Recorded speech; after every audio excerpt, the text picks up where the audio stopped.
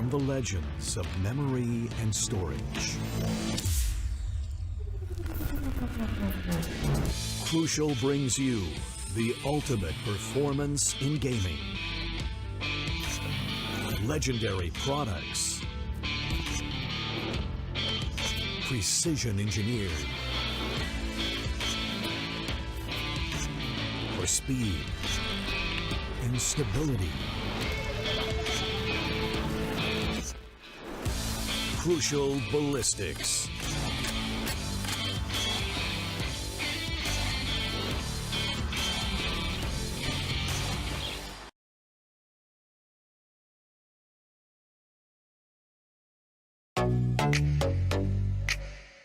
Hi guys, this is Zaya and welcome to Streamer Reviews, where gaming streamers review the best new gaming laptops.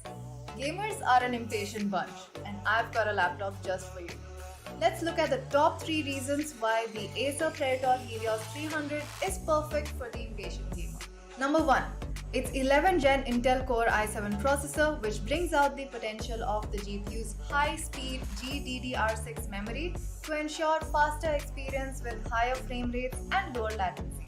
Gamers hate long load times. That's why our second reason is the Helios 300's 2TB PCIe SSD. The SSD operates at PCIe Gen 4 speeds, giving you incredible read-write speeds for a faster response time. If all this wasn't enough, check out reason number 3. The 5th Gen Aeroblade 3D technology plus vortex flow, which lets you say goodbye to heating issues. Shout out to the Predator Sense dashboard, which lets you monitor your system, overclock, and customize everything instantly from one place. I think it's clear that this system is geared for super fast results. Get your Acer Helios 300 powered by 11 Gen Intel Core processor now.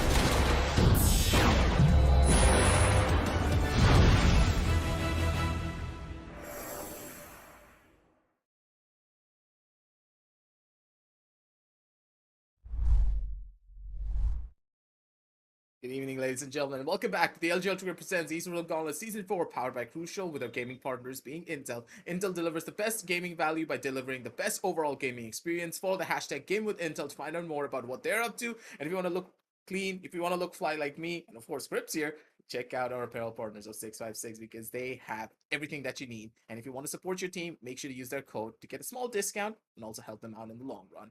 But for now, we are back here on the hot seat today. Of course, it's your boy Aggressive with my main man on my side. But then again, today's matchup is going to be an interesting one because after the performances of Team Valor yesterday, I really hope they're going to be able to bounce back from the pitfall that they had, especially JN. They kind of have this weird thing going on, right? If JN performs, then they're able to do well. If JN doesn't perform, then everyone else kind of also tends to suffer. Is that a curse or a blessing? I don't know. Whether JN's performance acts like a morale booster for everyone else, but if you're relying on him too much, then that also is a red flag. Then on the other side, we have God Particles, a team which doesn't necessarily suffer from the problems and the pitfalls of having one star player. Everyone in their team lifts weight equally. But God Particles is the kind of team that tends to have a lot of variations in their game style. They play aggressively as well, they play passively as well, they keep switching things up. So I think God Particles have, got this in the bag because Team Valor have bigger things to worry about. They have to not just worry about performing consistently, letting every player shine, but they also have to worry about keeping up with the varying paces of the game that God Particles tends to change. I completely agree with you on that notion. And then again, like, consider something as we do head on down over towards the MVP standings so that we can get a visual representation of who's been tearing up the server the most. And the thing is, with so many of the different iterations of every single team coming on down the line, and with the side of Team Snakes also having a lot of problems yesterday with a couple of their players having to be subbed in, them not being in their organization anymore. So many of these teams are having problems, sorry. But then there are the top fraggers that we see on our screen.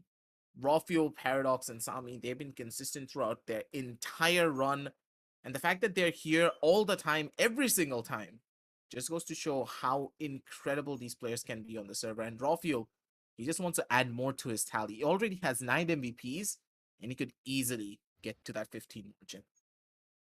Yeah, these three players, they've been here for a long time, haven't they? I really thought that maybe towards the tail end of the season, we will get to see these four names change. Maybe someone else also gets into that third and fourth spot, but they held their ground in not just the MVP standings, but also the group stage, and that's why we get to see them here in the playoffs. But now that a little bit of the playoffs are done, the stakes are getting higher. God Particles and Valor, they both have had some rough journeys. So let's take a look at what the bracket looks like and what the journey looks like for them ahead. It's pretty rough still to consider everything, but what I'm really excited for, honestly speaking, Crips, is the upper bracket games. Reckoning, the up and coming underdogs, just completely taking over our entire scene by storm, going up against pretty much one of the best teams in our entire region, Enigma.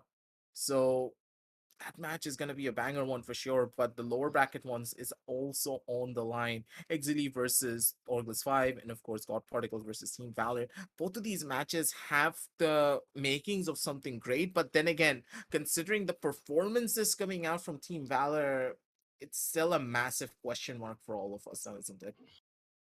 Yeah, there was a big question mark. But then again, we have to compare them to level teams as well, right? Valor was going up against Team Snakes. That's probably why they struggled all that much. And Team Snakes made it look easy. It almost was like Team Valor never stood a chance. But then when you take a look at Team God Particles, they were up against Team True Rippers. And that game was much more closer than one would have anticipated. So, judging by their performance in the group stages, True Rippers, they definitely gave God Particles a run for their money, but God Particles made it look like they were competent enough. They made it look like they can fight back. Team Valor, we didn't get to see something similar from them yesterday. It definitely seemed like they were getting steamrolled. But then again, they were up against a stronger team as well. Now that they're up against someone who more or less might be in their own weight class, they should be having a somewhat easier time, and hopefully this match is fair and equally matched. Let's take a look at the members of God Particles first and see who we have today. Yep. On down over on the there intro, Shivy, Logista, Scar God, Ember, and of course the main man himself, Knight Rider. All these players, they're just phenomenal in their own right. And in a way, they've been playing together since the dawn of time, pretty much at this point. Like when we took their interview, I found out that even Logista and Ember, they were playing with them back in another tactical shooter. Yep. Like I was so surprised by that because normally we talk about this team as of it being a three musketeer thing. It's Shivy, Scargot, and Knight Rider. Always, any team that they are in, they're always together. And the fact that they are now under this God Particles banner, the fact that they've been going through a lot of the different tournaments, taking down the big names in every single tournament that they can get their way into, it just goes to show that this team has a lot of talent and this team has that potential to just completely take the tier one scene by storm. But they have not reached that scene point yet because I believe the team has a little bit more of that commitment issue still. A couple of the players not being able to give full time to what they're doing. So they're not able to rise up to that challenge and just be able to hoist up the trophies that they want in every single tournament. But I digress because I honestly do believe that this player from their side will be the one to rise up to the challenge the most in comparison to any other. And the crucial player spotlight does fall onto none other than the Jet player himself, Knight Rider. You give this man an op and he's going to do miracles. Sometimes it seems like he can go toe to toe against the big names like that Maker and SK Rossi purely on the basis of his op wielding skills. But then again, he's probably not as proficient with the assault rifles as he is with the op. Of course, his KD ratio is impressive. The amount of ACS he's racked up is also incredible. But if you just compare him to the other raw aimers out there, Knight Rider might fall a little short. But then again, that's the most beautiful part, right? God Particles is not the kind of team that only relies on Knight Rider's aggression. Something that is a red flag for other teams who rely too much on their star players, like for example JN on the side of Team Valor.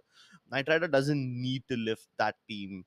He doesn't need to carry because everyone lifts the weight equally. And I think that's the best part about God Particles. They're a balanced team that way.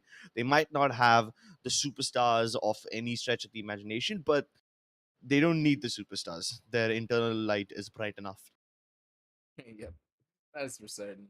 They don't need to have someone just be out of the ordinary for them to win because every single one of these players, they're extraordinary in their own right. But we've been talking about the side of God Particles quite a lot. We really do need to talk about their opposition a little bit because I really do believe that they need the support more than God Particles. Because as we head on down over to the team spotlight for the side of Team Valor, it's a little bit more of a sad story because their journey hasn't been the best. It's been really rocky, but when you look at the players, it's just a little bit heartbreaking because players like Pasha Sahil, Buster, Hoax, Bullet, and of course JN, they have so much on the line.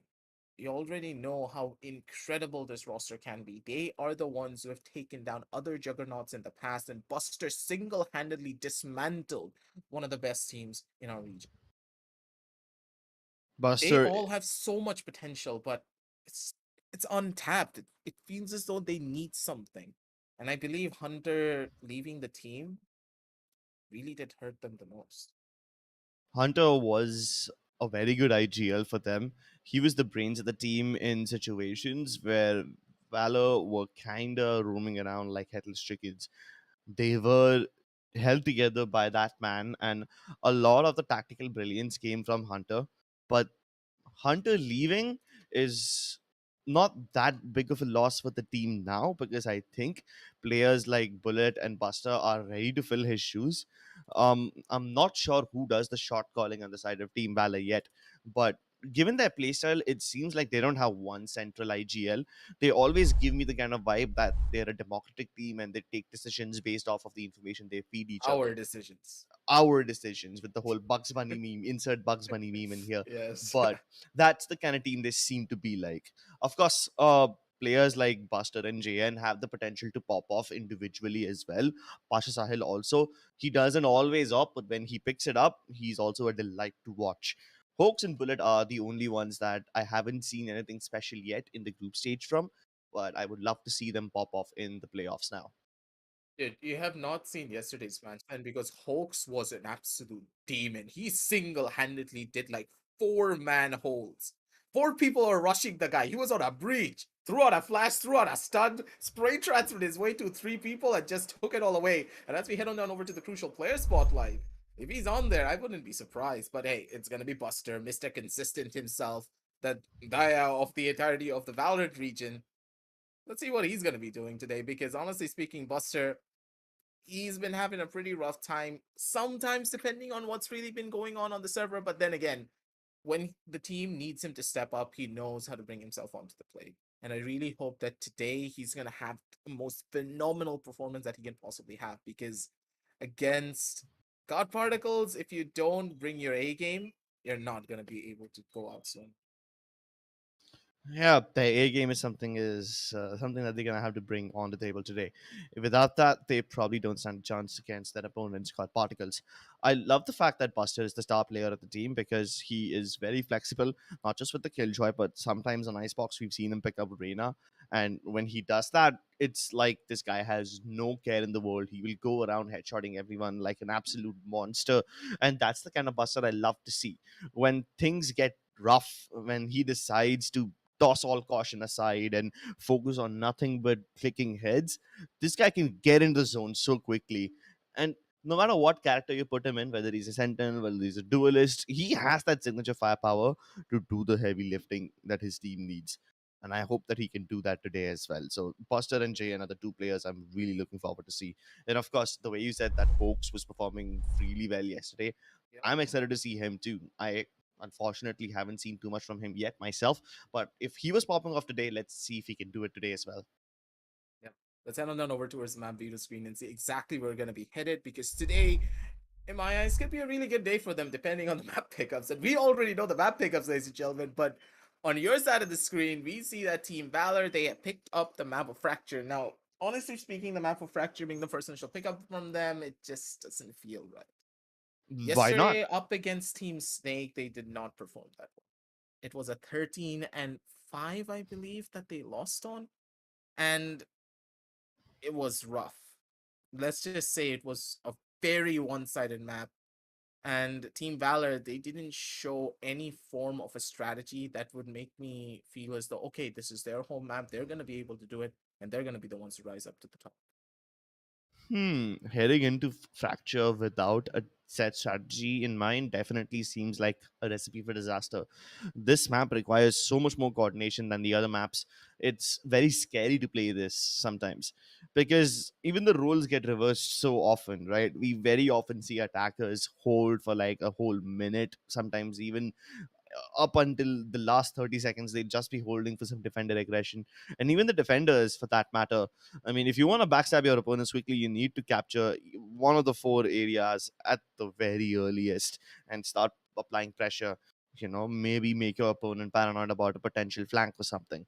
So all that requires not just certain planning that you have to do before the game begins, like getting your executes right, dry running it across, but also a lot of spontaneous decision needs to be made. So fracture can be difficult, and if yesterday they didn't do well, I hope that they know what they're doing today. But then we move on to the next map, like Haven and Split.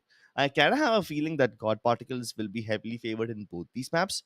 They've been doing really well in Haven, and Split happens to be the home map anyway. So yeah, Split being left in the map pool, it kind of paints a red flag for me. Not only are you letting God Particles have one of the stronger maps in the pool, they don't even need to actively choose it. They can just choose a map which Valor are not comfortable on, like for example Haven, and still get away with trying.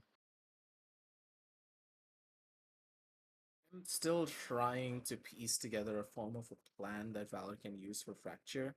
Because we can talk about Haven, but Haven is one of those maps that you don't really need to talk about. You already can guess what's going to happen before the Hmm. round even starts most of the Same time. with Split. Yeah, but Fracture is one of the few maps in the game that we can't properly analyze because there are four different entry points to a site. And then you have to consider how the mid is being played, mid being the spawn point for the defenders.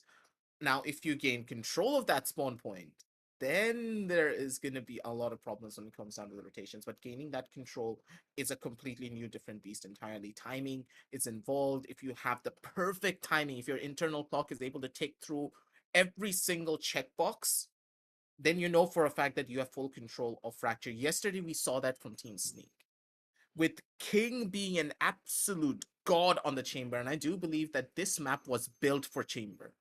The way that the headhunter works, the 2 to 4s, and then reposition, just it's insane how well he plays on this map in particular. But then again, we have yet to see a chamber that can rise up to that level of challenge. Yesterday, we did see King. He was able to showcase exactly what the chamber can do. But from the other teams, have we seen the same? Not exactly. We haven't seen the full potential of Chamber being put on display from any of our Indian teams.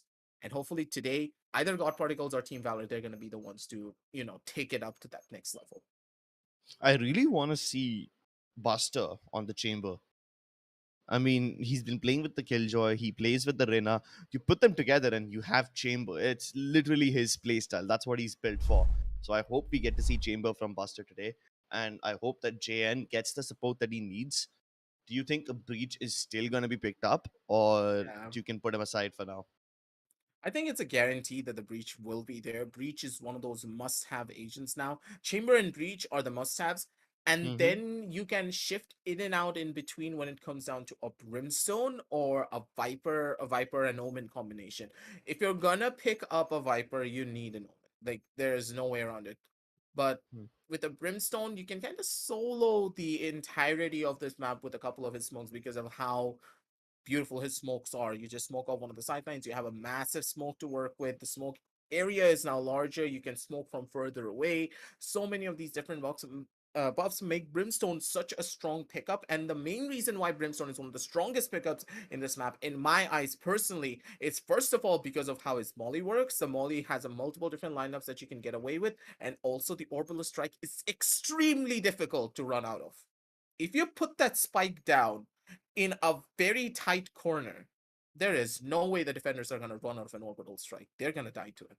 Exactly. I mean, the charge up time of the orbital strike has been reduced to 1 second now, which is insanely difficult to dodge in the first place. Plus, if you're on the attacking side, and I believe the orbital strikes now should be big enough to cover the entire site as a whole. Yep, So that's true. you can just carpet bomb the entire region and move in. You will be guaranteed at least a couple of kills. I think even an Omen can be great. I mean, in Yeah. maps like Ascent and Haven, the omens are super predictable. Your teleports are pretty much useless because everyone knows the common spots. But then in a map like Fracture, where there is already so much, potential of getting backstabbed, or you always have to be on the lookout for a flank, I think Omen can be even better because his teleports actually might have some value in the map like this. In other maps, not so much. Gonna be pretty rough, I would say in general, but I guess just give it a couple of minutes, like give them a couple of rounds, sorry, to work with properly, and Team Valor should be able to get their groove on. But then again, if God Particles are gonna play in a very unpredictable fashion, then things are just not gonna be falling into place for their side. But hey, ladies and gentlemen, the map selection, sorry, agent selection is gonna be ready. We're gonna be jumping straight down over onto that. See exactly what's gonna get picked up. I'm expecting a Breach, Chamber, and Brimstone, which is personally one of my own favorite combinations on this map. And yeah, I think that God Particles are also going to agree with me there. All right, so Brimstone wins over the Omen today. I'm a little sad as a fellow Omen main, but I'm not surprised. They very quickly deal with their agent selections and get in it already. So Brimstone Breach, obviously there. Chamber. Uh, oh, okay. I think we have an update for you guys, ladies and gentlemen. We will be having the agent selection once again because of some technical difficulties. One of the players left the lobby. We'll be rehosting it, and I think for that time we can continue our discussion. Tell me something. Do you think a double controller is more viable in a map like Fracture or a double initiator? What would you rather have? Or a double duelist or and double sentinel, whatever your choice. I really do believe that if you're going to go for double controller, it has to be a Viper and the Brimstone or the Omen. Primarily, I would hover over Omen a little bit more because you want to have a lot more global presence in Hmm. comparison. But then again, if you pick up the Brimstone, you allow your team to be a lot more dynamic in the way that you play it. Now, you could Hmm. ask me, why do you say that Brimstone allows you to be a lot more dynamic? That is primarily because of the way that you use the Stim Beacon. The fact that you can go for a full-on bum rush over onto any of the different sidelines makes you a demon on those eco rounds. And that's why a lot of the teams are picking up Brimstone a lot more in comparison to the other controllers. The fact that the Stim Beacon alone can turn an eco round on its head while you just buy a single frenzy, it's beautiful. But then again, we can already see a couple of the different pickups coming in as well. Buster, as you just stated, going in for that chamber, he's going to be able to play that phenomenally. But then again, here comes the Sage from Pasha. I understand the idea of the Sage, but personally, it's not one of my favorites. EU teams love the Sage. And that's because Sage allows you to just slow down an engagement and completely put a stop to any form of execution your opponents may have. But can you really play the Sage to that level and have that level of communication with your teammates where they already know how to rotate quick enough and get into positions to utilize that Sage utility? That's one of the primary problems that a lot of our region teams are facing. They are not mentally prepared for the Sage utility to slow a team down and for them to retaliate and act upon that utility. The Sage utility is just used to slow them down. But you're not getting any value out of it. Where's the map control? Where's the positioning being done to play around that utility? Hmm. All factors need to go through your head whenever you're picking up that Sage. And I like this from Knight Rider. And I really do believe that God Particles could just be one Hmm. of those teams that could bring that level of game sense and gameplay down onto the table. I really thought that God Particles will go for something along the lines of a double duelist. Scargot picking Uh, up the Raze would I thought will be complemented by Knight Rider having the jet, and then when you have two mobility based characters, Shivi's utility can really punish the opposition because you can just turn up the pace in such massive volumes altogether. But then instead of turning up the pace, you have a character that turns down the pace with the slow orbs and the walls and whatnot. So that's a little curveball in my eyes. I didn't expect both the teams to be picking up Sages, so that's new for me. But then again, I love surprises, so I want to see how this turns out. it's a very common pickup, I would say, in the European regions because after with all of the VCT matches being played in VCT EMEA, I've been watching through all of these games, and there's a reason why Sage is picked up. Like just as I said, it helps slow down the fight, but then again, it allows your teammates to get into proper positions. That's the main difference. People don't really get into proper positions when they use the Sage slow orbs, and that's one of the primary reasons why they start failing. Now, Hmm. on this matchup, though, in particular, we can already see Knight Rider. He's playing a little bit of a dangerous game out here. And this game that he's playing could just end up in his death if he's not careful. But JN gets a fast entry down through. And with the Breach Flashes, he's going to be able to rush his way down forward as well. Knight Rider avoids death, certain death for now. But Bullet overextends ahead of his own smoke. Ends up paying the life for it. No problem. Still a 4v5. I think Valor have what it takes to hold this fort down. Oaks peaks right alongside Pasha Sahil and they trade out each other. So that aggression towards B main has not been dealt with and they're still closing in. But JN has found Shivi, needs to find a way to suppress him over here. Knight Rider already seeking into this side, doesn't have any backup over there. Ember swings around from the other side and he's taken the defuse. They need to stop the guy in tower. Buster has what it takes and Pasha Sahil comes through at the right time. Team Valor hold on to this one. Oh, I was so scared. I thought after Bird died, maybe Valor, after losing the man advantage, will go down. But Pasha Sahil, like an absolute boss, quad kills his way and gets the pistol round in the favor of his team.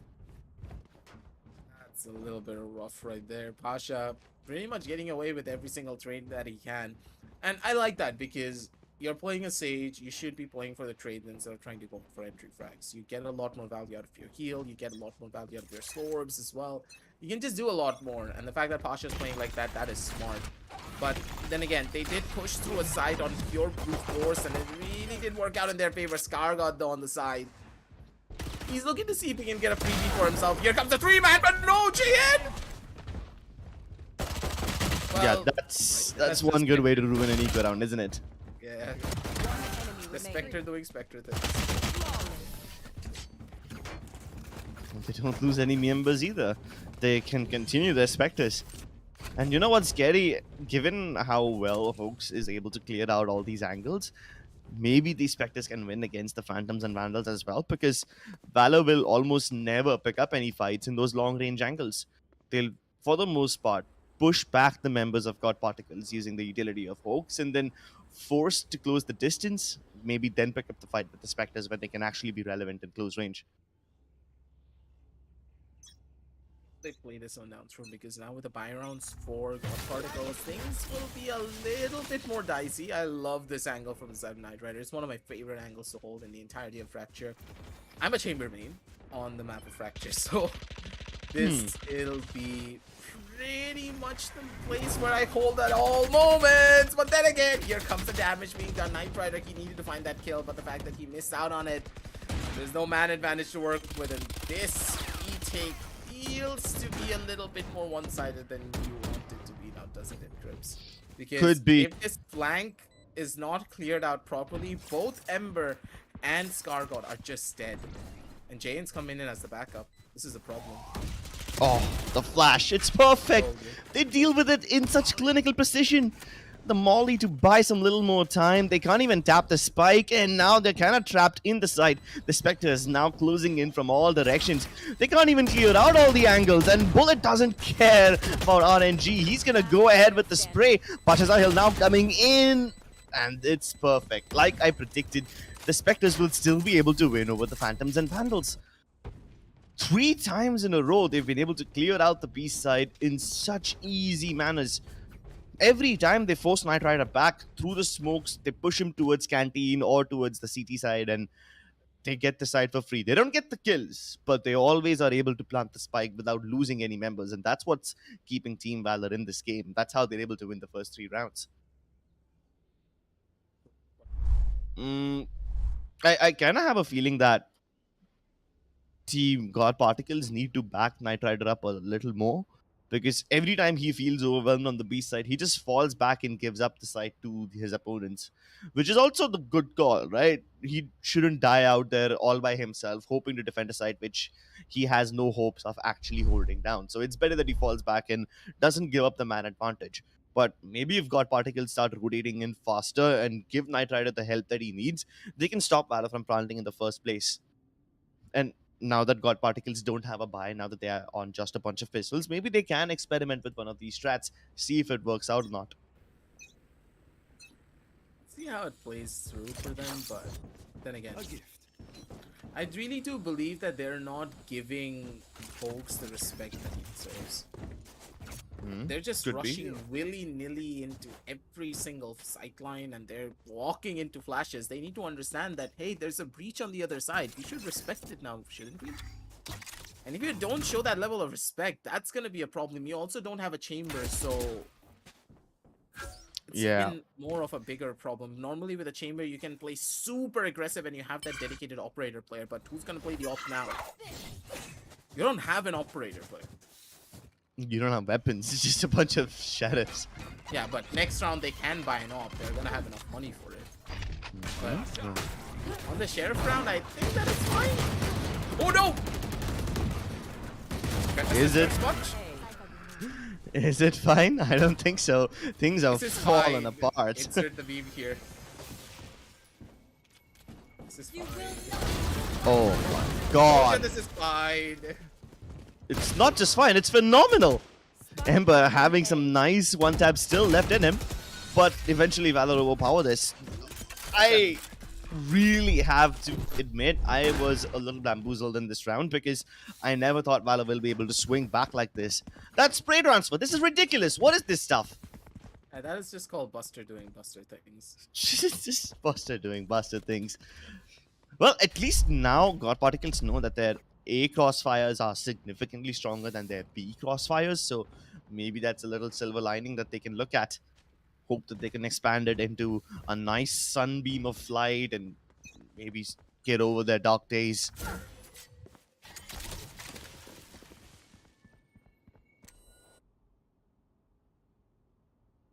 Playing out this fashion. Here.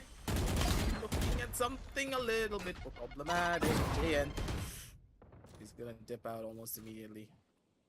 Doesn't really want to get anywhere close to that one. Pasha though on the other end. He's looking to see if he can get away with murder here. He'll come down on his own lines. Buster. On towards arcade, but no one's giving anything away. Legista though, position's being given. But Buster's ill formation also being found. They can easily go in for peaks, but Buster, he's wiser than his peers. He already knows he doesn't need to overcommit, but with 54 seconds left on the clock and the big bad rolling thunder coming in, here comes a B-side execute. It should be coming in 3, 2, 1. They're waiting for 30? That's it. They waited too long. Oh, but the patience pays off. And Shivy's burning alive in his own teammate's molly. This is problematic because the kills are coming through for the side of Team Valor, and they've crunched this B side successfully. Skargard and Knight Rider coming in from behind, hoping to get to the side before the plant can go through. There are no crossfires. Everyone's playing on the tower or inside. So Skargard and Knight Rider maybe don't have to worry about the other side. Let's see T, but they definitely have to worry about the flashes as Buster swings wide. Knight Rider using the smoke to cover. Going around, isolating the gunfights, but he doesn't know that he's about to get shot from behind. And there's the flank from Hoax. Wasn't as much of a flank as it was of a smoke shenanigan, but this is very problematic now. Aggie, 5 rounds in a row for Team Valor. Doesn't really seem like the team we saw yesterday, did we? Like a perfect overhaul. They were able to bounce back beautifully from the pitfalls that they had in the previous roundup. The executions are a lot more cleaner. They know how to play around a man disadvantage as well. But then again, you do have to remember that small mistakes here and there are costing them a couple of close rounds, because you lost out on your jet and you were still able to win out on the round through the use of a rolling thunder because of Buster being able to find that pick up onto the player of Vents. It was a massive mistake being done by all of the members of God Particles because they gave up Vents. Why would you give up Vents? You know for a fact the chamber is going to be playing there. If you're going to give up Vents like that, you should start pushing tunnels. Pushing tunnels is probably one of the most common strategies employed on Fracture. And that's something you need to do quite often, especially on the last 30 seconds of a round, because on those last 30 seconds, your opposition are going to start making a lot more mistakes. They're not going to be able to go around every single side line. They need to worry about the one that's in front of them for the execution now, right? I mean, the executes of Team Valor have also been pretty damn good, haven't they? Yeah, they've been quick. That's the thing. They're able to utilize all of the gaps being left by God Particles. It feels as though God Particles are not communicating at all. Yeah, that's a problem. I mean, whether it's communication based on the lines of, hey, I need backup over here, here's the execute, or it's more on the lines of, flash now, I'm gonna peek after this. I don't see either of those type of communications working for them. So yeah, whether it's timing based or whether it's backup based, it just doesn't work. But JN is definitely working. He's going to town with all the frags, picking up a kill already towards A main. But because of this, Team God Particles now realize that B side is definitely not going to be assaulted, so they start going in for the wraparound already. JN though has liberated pressure towards the A side, so the plant is possible. but they need to be wary of this backstab, and Hoax is right now the only man capable of defending it. Not so capable anymore as Shivi shuts him down. JN tries to finish off what he started, and he's mitigating all the losses. Not more than one eco death for the side of Team Valor, so their money is intact, their rounds are successful, and now they realize that God Particles have their backs against the wall, because God Particles have never rushed out of the B site like this before. The fact that they're starting to do it now kind of tells Valor that they are on the verge of pushing them to breaking point. That extra minus here to make it all happen. So yeah, it's 0-6. It's kind of rough, and I do believe that the compositional disadvantage is starting to show. Normally, I would say, hey, you can pick up an operator, you can slow down your opposition, you can try and play for the picks, but without the off, you're pretty much relying on your rifling. And most of the time, rifling is a 50-50. I always tell you this as well, Crips, that when it comes down to rifling, yeah, you can have the best aim in the entire world, but sometimes your opponents are just going to hit you in the head faster than you can click. Yeah, and there's nothing you can do about that. Oh, I don't feel so good about this one.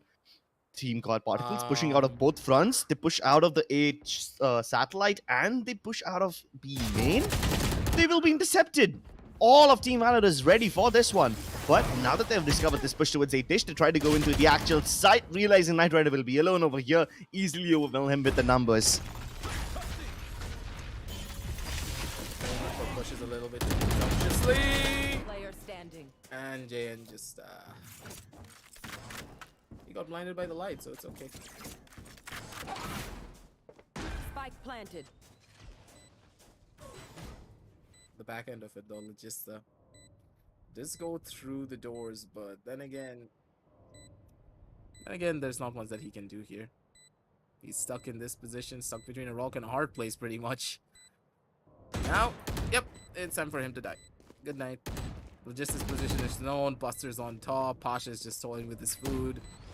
With that, And it's over. oh, just a beautiful way to end it in the end. Put out that fault line, one tap him, make him cry a little about it. And Valor seems so disciplined, right? None of them offering 1v1s. They all reveal their positions. They all tap fire once, get back in cover. But never do they overextend. Never do they give the opportunities to isolate those 1v1s. It's perfect. And I never really thought that Valor will be so coordinated. But maybe something can work for the side of God Particles now. They've got 5 ultimates, a lot of weaponry as well. Hopefully, they should be able to make something out of this. And just as I say that, they are able to get at least one opening pick. Buster already going down means no more warnings about backstabs. All of Team Valor now have to just hold. They know for a fact that God Particles are going to come rushing through, so maybe they can defend for now. Maybe they can get a couple of picks and then see where they want to go. For now, JN solo going towards the A site. Wins the duel against Knight Rider, but that's not where the assault is coming. He's just trying to buy space for his team over here. But while his team was geared up for a B main execute, they have now changed their approach and are now heading towards A main. Smoke shenanigans could be very successful from Scarcott, but so far he hasn't done anything. In fact, Ember can't even help him out now.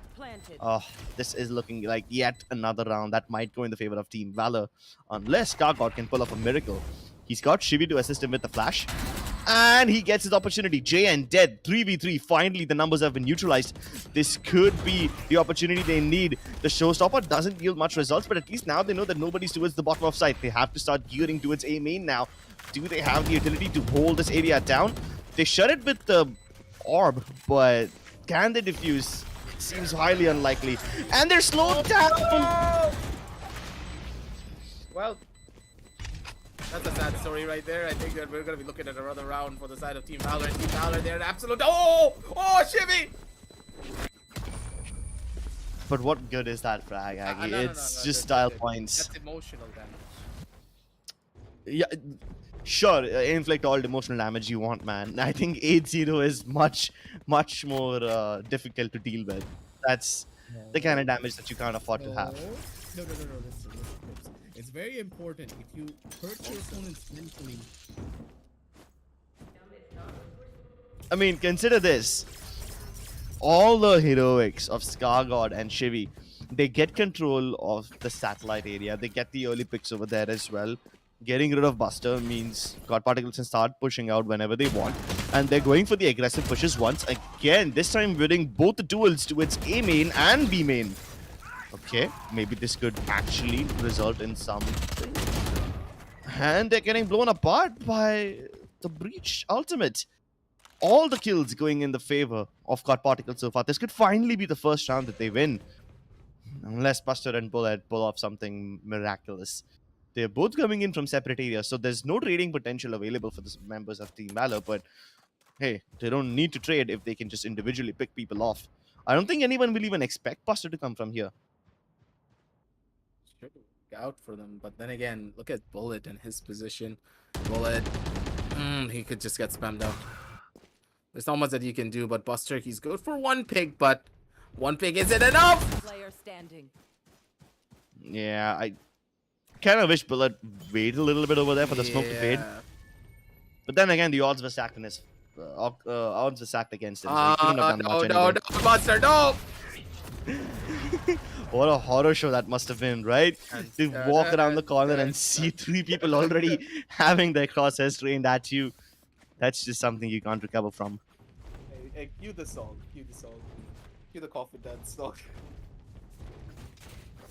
God damn it. Like, these are the type of things that happen so often during our ranked games, and then you're like, why are they doing this? But on a professional level, when that happens, you just question yourself, like, do I really deserve this? I understand that I'm playing this professionally, but come on. You don't have to give me a jump scare like that. You're not sure if you're playing an esports game or a horror game anymore. Oh, but when you're up against Pasha Style, everything could be a horror game. Even JN for that matter. All that Valor are trying to do right now is just not give up any picks at the start because they know that God Particles are angry and they are out for blood. The amount of aggressive positions that God Particles have taken up right now kind of reduces the amount of map control that Valor have, but that's fine. They are hoping that God Particles play aggressively. They're hoping that they give up the early picks. So with Valor getting exactly what they want, can they still make this one work? Because they're going for a very slow burn approach. They're showing presence towards B arcades, but at the same time, they've shown presence towards A main already. And God Particles realized that, yeah, we have kind of overstayed our welcome. Let's just fall back to our default positions instead of being in the open and still trying to play aggressively. There's 40 seconds left and the ball is in the court of Valor. It's going to be one of those sticky situations that you really don't want to be in because 30-second executions are probably one of my most hated types because it really just implies that, okay, if you don't hit your shots, you're gone. And Bullet's just gonna get absolutely pumped. One person's gonna die here, guaranteed. Scargod, though, gets spammed out by Bullet. That's gonna be a good trade for him. They do have the entirety of the side for themselves, so that will be the silver lining that they can get. But then again, that's just a small silver lining. And I love the way that they are playing this. Oh my god, they're gonna be able to survive, but oh, they're not gonna live for long enough to use that ultimate in your hand. Insert from both sides. Holtz gets caught out, and now it's a 2 versus 4 situation. Not much that he can do. Bullet could be good for 1 kill, but even that 1 kill, I don't think it's gonna do enough. But where's the comms? Oh no, JN sneaks through the smoke. Knight Rider with the quick flick. Oh, finally another round going in the favor of the defenders after such a long time. It almost seems like an eternity since the last time they were able to win. Just 2 rounds in a row they've been able to get, and this can at least make sure that they don't lose all the money that they won in the last round. Winning 2 rounds back to back is extremely important because if you lose the round immediately after winning one, your economy is in the dumpster, and you can't afford to have an economic meltdown when there's like 2 rounds left in the half. But I have to admit, most of the success that they were able to find was on the back of their ultimates. If it wasn't for the orbital strike, wasn't for the rolling thunder, then things would have been very, very different. And the fact that Valor are able to make that 30-second execute work and still get the plant is a massive red flag. Another one of the biggest things about the map fracture that I have a whim on. Yeah, that I have a whim on in general is how unpredictable it can be. Just imagine, Cribs. This is one of the few maps in the game that has too many different points for you to control. It's too random of a map. to just predict every single time. And that's one of the problems. So many issues can happen so quickly, and poor old Jay, he got killed twice. Oh, Bullet alone in the B side, hoping to create some space for his teammates so that they can move in and join him to plant. But that's just not gonna happen. The numbers of God Particles, a bit too much. And Valor find themselves overwhelmed and at the mercy of everyone else. Again, a horror show triple peak for Pasha Sahil. He's been getting a bit too many of those recently. Finally, God Particles are able to hit back. 3 consistent wins means that they have figured out what Valor are doing right and found a way to shut it. They use the numbers against them. They rotate a lot faster. God Particles have been giving Nitra the backup that he needs, and every time he puts up that barrier orb or that slow orb, rotations will happen on the back of it, and with that, God Particles are able to fight numbers with numbers. They're using the fire to fight the fire, and the utility usage is also great. Let's see if they can keep up with this one. Oh my lord, that is so unfortunate. Jayan dashed to his death, thinking he should have been able to avoid the fault line, but he was still stunned when he escaped. He was not prepared for that one. Look at just the tripwires. God damn it. Who puts tripwires like this? Yep. A side is not welcome for entry. Camera taken out. That has got to be the most aggressive Cypher tripwire placement I've seen in my life. And that's also the most quickest way to deal with every single Cypher utility in the map. So now Logista has nothing to work with, just his gun, and maybe the Cyber No one's cages. gonna clear him. I'm telling you, no one's gonna clear him. 3 kills. Oh, no, no. Oh, Pasha Sahil saves him. He had the Tour de Force as well. Could have gone for a flick shot, but backup is imminent. Pasha Sahil and now Buster, they have found a way to get through this area towards 8 doors, but they can't go for the crossing just yet because they know that there's 2 members of God 30 Particles seconds towards left. dishes, and they don't know where the other 2 are. They could immediately be flanked as well. That's all they fear. So they're hoping that God Particles make a mistake, but given the amount of time left, they have to make a move. Pasha Sahil gets into the site. Okay, that's the starter. They can at least go for the plant now, but there's no trading potential available. Buster has to be away, and he plucks off Scargod mid-air, finds a tiny gap. This should have been a kill on Logista, but no, he doesn't have a gun. And they don't let them plant. The orbital strike denies the plant, and with the spike in his hand, he dies later on. Amazing stuff from God Particles. From 0-8 to 8-4. They're able to adjust, but is it too little too late? Exactly. They still have enough because, hey, it's an 8-4 scoreline, and anyone can come back from an 8-4 scoreline. It's very much plausible. But that last round, Buster, you had a headhunter available. He didn't swap to his ability. He swapped to a classic instead, and that's not going to be the best for you. I think the bigger problem was the spike not being planted on time. That was the problem for Team Valor towards the tail end of that half, right? They were waiting too long, and then they had almost no time left to go for the executes. That's how God Particles were able to win the last 4 rounds, because they made Valor run out of time.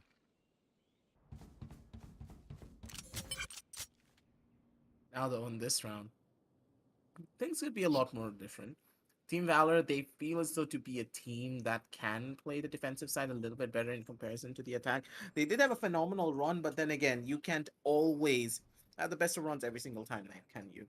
Buster, though, holding from the top and side of fence, can get away with something, but then again, with the execution coming in, look at the sheer amount of utility being thrown. Poor old Bullet is stuck in no man's land. And now Buster, 3, 2, 1, he's gonna pop one. Oh no, no! Oh wait, I thought that was an enemy for a second. God damn it. So he gets a kill to his tower, falls back to his canteen. Oh, Safe that's for now. Bye bye, 4v4. Scargod, you will be missed. At least he was able to plant the spike before he died. Now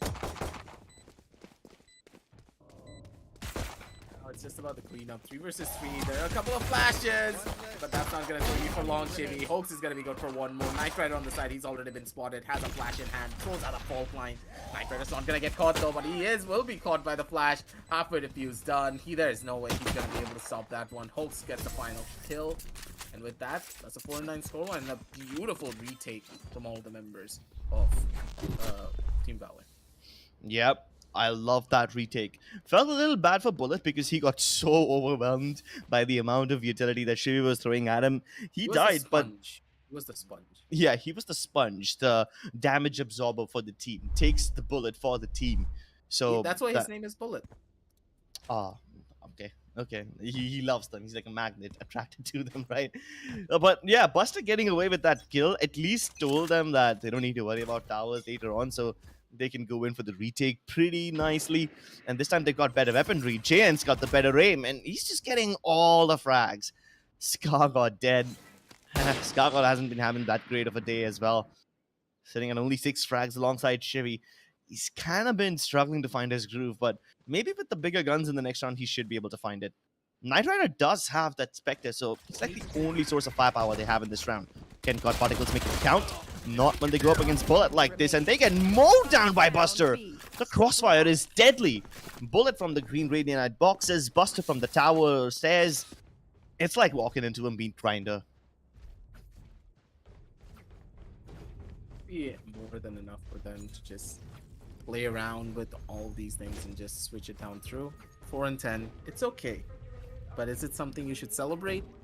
Not exactly, because hey, I know for a fact you have a 6-round lead, but you cannot give up the lead right here. You can only celebrate after you have won out on this round, because after this round, they're the ones being forced into a force buy, and if they lose out on the force buy, then you're looking at a 12 and 4 scoreline. You gotta always look at the bigger picture, and you always have to play in the most systematic fashion possible. Pasha! If he dies here, Pasha. You jinxed him. I didn't jinx him. This was gonna happen. He was not looking at the right side. He thought that someone walked through. God damn it. Yeah.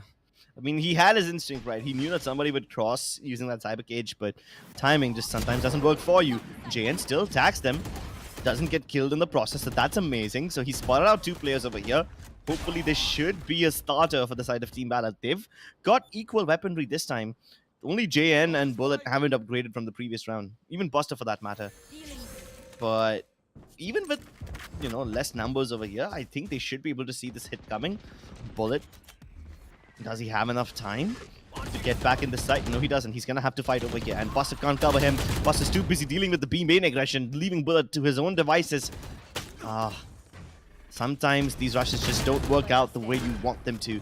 Crossfires fail for the side of Team Valor, and this round goes down the drain. But hey, this was a bonus round anyway, so I don't think they'll be disappointed if they lose this.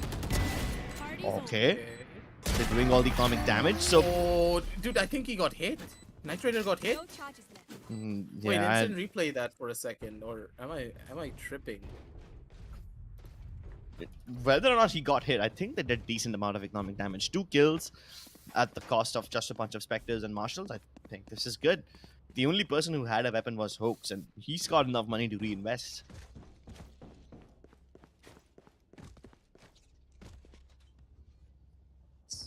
Hey, if it works out, it works out. But then again, let's see how it all plays through right here and right now. Both teams have equal buys. Buster, he has a 2 to 4s to work with. Yeah. And that sniper rifle could just be the big break it for the bullet!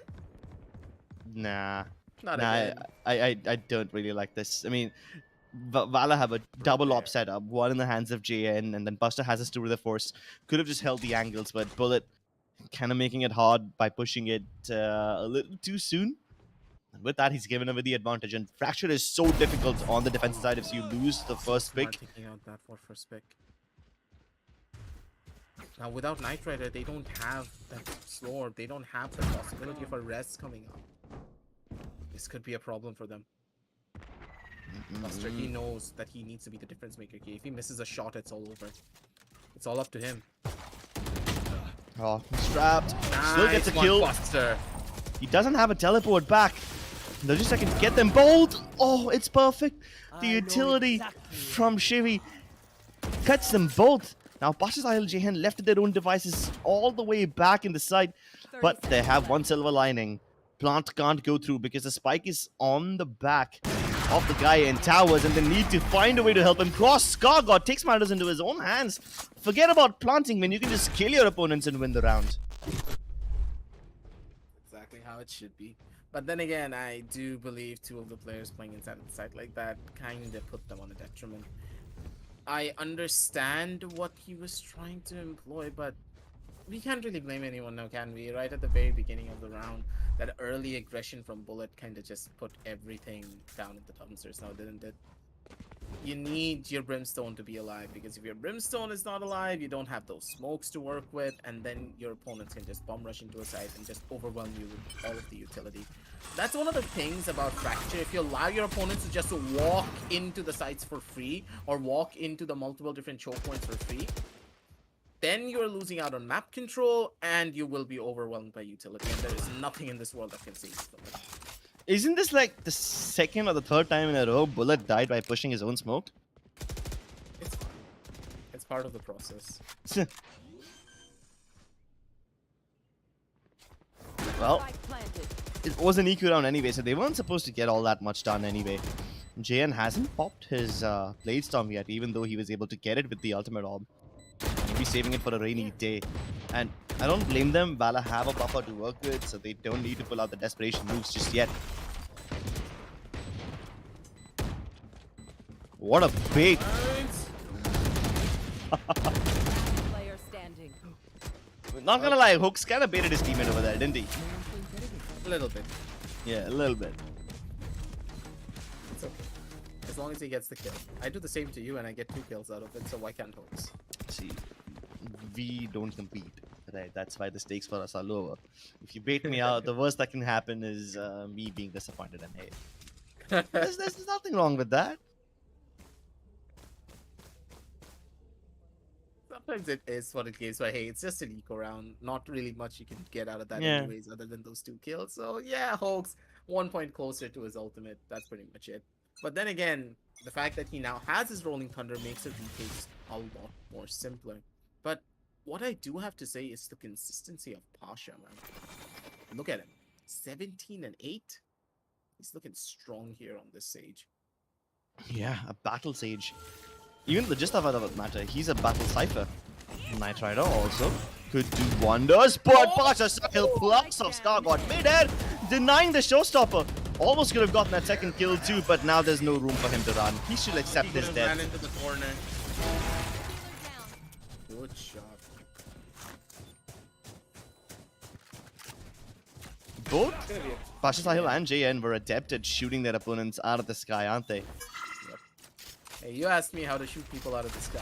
How do I do it all the time? I think that these pro players have already put that on showcase. Spike though, dropped in an awkward Oh, spot at the bottom over there. My God, you can't pick that up anytime soon. And if you want to pick it up, you're going to have to commit all of your utility for this one. And they don't have much left. Ember has used up 30 quite a lot of his seconds left. smokes. I wonder if he's gotten anything left. They might have to use the cyber cages of Logista to actually recover this one. Yeah, if they drop, it's not. I think that they just are gonna save. Better idea to save. Oh wait, no, they have a lot of money. Just go for it. Jump, jump, jump. I mean, if you're going to save, might as well go for it now, because at 10 seconds left, there's not much that you can do. Yeah, they're going to have to call it. Why even save? They have so much money. They could have just jumped and went for it. Maybe a miracle would have happened.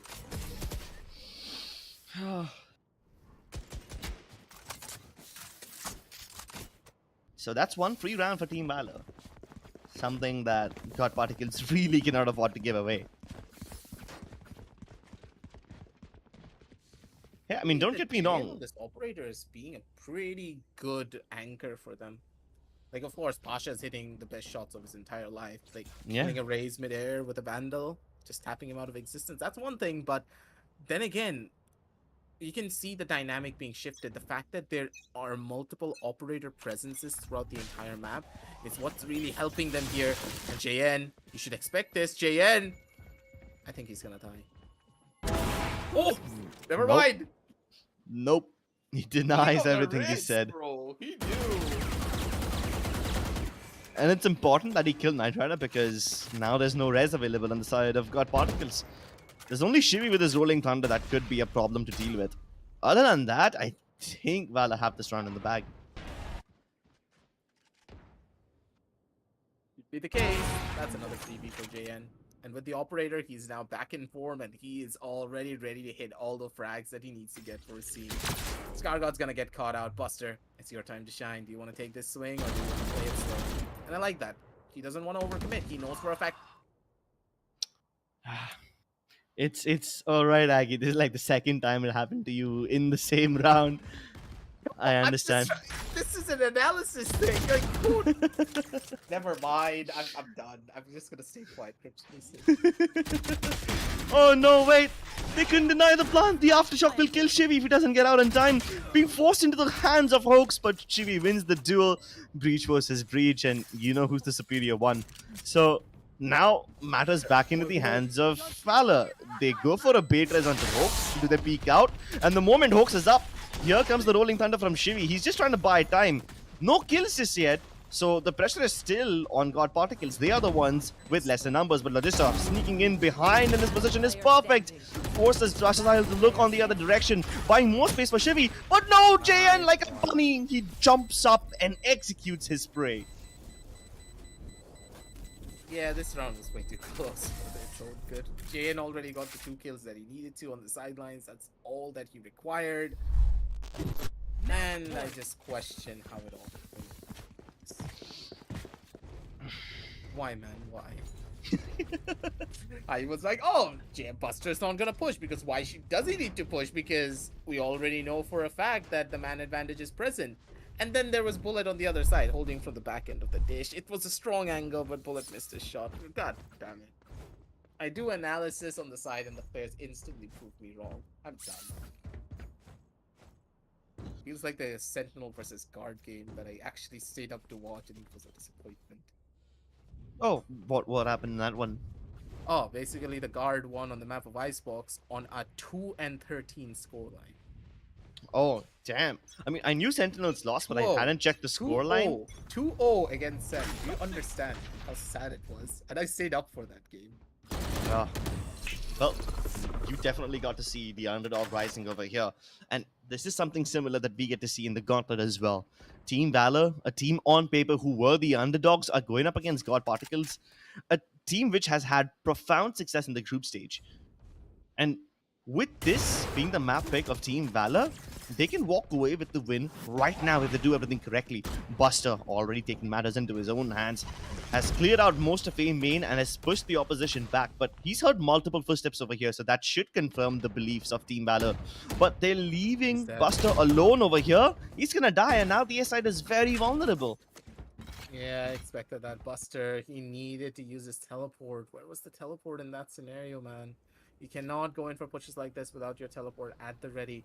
But Logista is actually going to be able to walk away from Bullet, and Bullet's going to be none the wiser. Positions are given away, and already they're gearing themselves up for an A-side execute. Satcheling in, Scargod's going to get caught out by the fault line. But it's completely fine because, hey, it's a free side for them, it's a free plan. Nothing to worry about. They're going to chill. Then they're going to get a freebie on towards the face of Knight Rider. Knight Rider is like, just take me. I've suffered enough in my life. I'm done. Oaks, he's gonna be able to answer back with his own calling. 3 versus 4. Will it happen? Possibly. It'll just is gonna be the instigator for it. Okay, I'm starting to feel a little nervous now because they kind of spread out, and left, man, the members of Valor don't man. have the crossfires necessary. JN gets picked off all by himself. Bullet confused, getting shot from everywhere. Oh, no. This is just a done and dusted round. I thought once again Valor can close it out. Knight Rider literally just went for the plant and accepted his death. He knows he can't get out. So might as well just stick the plant before he gets buried over there in a very, very hot, incinerator over there. Either way, the fact that Valor then went in 1 by 1 after having man advantage, after having all the utility needed, kind of left me a little... it kind of left a lot to be desired, you know? I really thought Valor can close it out, but seems like there was some communications issue, and with that, God Particles stay alive for yet another round. looking that good for them now, is it? But then again, hey, maybe on the sequel round things will be a little bit more different. They do get a couple of kills for themselves. They get the perfect amount of trades that they needed. And Knight Rider, he cannot resurrect his teammates because they're on the other side. JN though gets caught out in the open. He was not expecting that. That's gonna be a costly one. Scargot's gonna be able to free beyond towards the face of Pasha as soon as he tries to throw his util. Final kill for Knight Rider. Easy shot for him. Nothing to worry about whatsoever. 9 and 12. And God Particles. They're trying to answer back and maybe send this over to a 12 and 12. But man, if this is a 12 and 12 again, I think that we're gonna have to put the title of the curse on top of Team Valor. How many times have you seen them choke on a 12 scoreline? Yeah, good point. Yeah, It's this has kinda happened way unfortunate. too often. Let's see. I mean, if things go right, then God Particles can definitely turn this into an overtime. They've got the Neural Theft, they got Knight Rider on the revive as well. And what's funny is that Knight Rider has been dying very early on in the rounds without getting the opportunity to use his resurrection. He's had it ready for like 3 rounds now, still not being given the chance to use it. So that's one thing that Team Valor are doing well, kind of shutting out Knight Rider like that. But they don't need to focus on the individual player. They need to shut out the whole game right now. Let's see how it all plays through for them. Players are ready. One more technical pause was taken. Now that we're back into the game. This is gonna be a tough one for sure. The way that it's all playing out here. Slow and steady, systematic plays. It's all that matters here. Ready The for entirety it. of God Particles, they cannot make a single mistake. Because if they do, they're done. There's a 3 defender stack on this B side over here. They can deny the crossfires of the players inside of Canteen, but Buster still on the side, gets away with 1 frag. But Bullet is left all by himself over here. The nades and the poor shock Bullet. completely destroy him, leave him no place to run or hide. So, in a 4v4 situation, the spike will go down, but the problem here is that Hoax now has his Rolling Thunder, and this could be devastating. That kill gave him all that he needed. Once again, Knight Rider never got the chance to use his resurrection, but JN is now ready to join his teammates, and this ultimate is about to come through. The only person who will be not affected by this ultimate is the Raze, and maybe the showstopper can deter them from coming through, but they're already in the site. It's not worked. Pasha Sahil covering his teammate, and JN is already going for the defuse. Ember also can't swing wide. Logista has to come through right now, and he's got the kill, but he doesn't kill the right player. The defuse goes through. Team Valor win the first map. It's clean. That was fly. That was quick. That's exactly how you want this retake to be. And the fact that the Rolling Thunder was used on the player on top of Arcade just made it a lot more simpler for them as well. They're like, hey, we're just going to kill the Arcade player and that's it. That's all that we have to think about. And at the end of the day, that's all that you need to bring in the dub and bring in the win for your squad. I love the way that Team Valor played. There was a lot of mistakes here and there, overcommitments, and a lot of overheating, I would say, between a couple of the players when they did have the man advantage. But at the end of the day, if you're able to take the win, you're able to take the win. Shake it off. Just get yourself prepped up and ready, just like our match highlights. So let's head on down over onto that and see exactly what went down from the top all the way to the very bottom. Because honestly speaking, Team Valor, they had a phenomenal performance right at the very beginning. 8 rounds consecutively before they were finally shut down by God Particles. Yeah, and all these rounds that they were able to win, most of them were not expected, right? There were several occasions where God Particles got the opening picks that they needed, but Valor was still able to win 3v5, 2v5 rounds. Of course, there were certain situations where Valor did not ever have to face their opponents at all. Like God Particles just gave up all the frags to them early on. That was happening towards the start of the game, where God Particles playing aggressively was not panning out in their favor. They were not able to get the picks that they wanted. So then they went for a more passive stance, which helped them out quite a lot more. Towards the tail end of the first half, the only thing that was working for the side of God Particles was the fact that Valor were wasting too much time looking for the picks, and then they were executing with like what 20, 30 something seconds left, and that's where the choke happened. That's how God Particles were able to win the last 4 rounds of that half. Yeah, there were too many situations where they started to overcommit to too many of the different angles. And at that point, you're like, yeah, it's just for you. But then again, like, I just feel as though Bullet was the most unfortunate player that I have seen in the longest time. I think Bullet channeled my energy. This happens to me so often. I stand in one spot, I get thrown multiple different forms of utility. I get shot through smokes. I get killed by the player who swung because of a player behind me. I swung to protect him, and I'm the one who dies while the player behind me doesn't get killed. And then there are situations where breach utility just absolutely sends me to Jesus. Sends you to Jesus. Oh, It has happened way too often, and I feel bad for Ember. Sorry, not Ember, Bullet. Because honestly, Bullet, you played really well. You use your utility properly, and I understand the frustration, but sometimes you just gotta take it slow. You just gotta be like, I'm sorry, guys, but I might need to bait you a little bit here. Just look at this poor man. He's just like he tried so hard, but he's always the damage sponge for the team. He's down to 6 HP. Like you're gonna see a lot of situations where Bullet just died in the most horrific ways possible. yeah, sometimes pushing through smokes and getting shot in the head, sometimes getting bombarded with utility and having no place to escape. At least his fellow teammate Buster can just teleport away at the snap of his finger, but Bullet can't do that. That's why he had probably one of the worst games that he has ever had in his entire stay in Team Valor. But then again, if you're just being the bullet sponge for your team, you're at least buying space for your team. You're at least giving them the information before you die. So as long as you do that well, I think it's all fine. Bullet did a great job absorbing the damage for his team, letting players like JN and Pasahil pop off.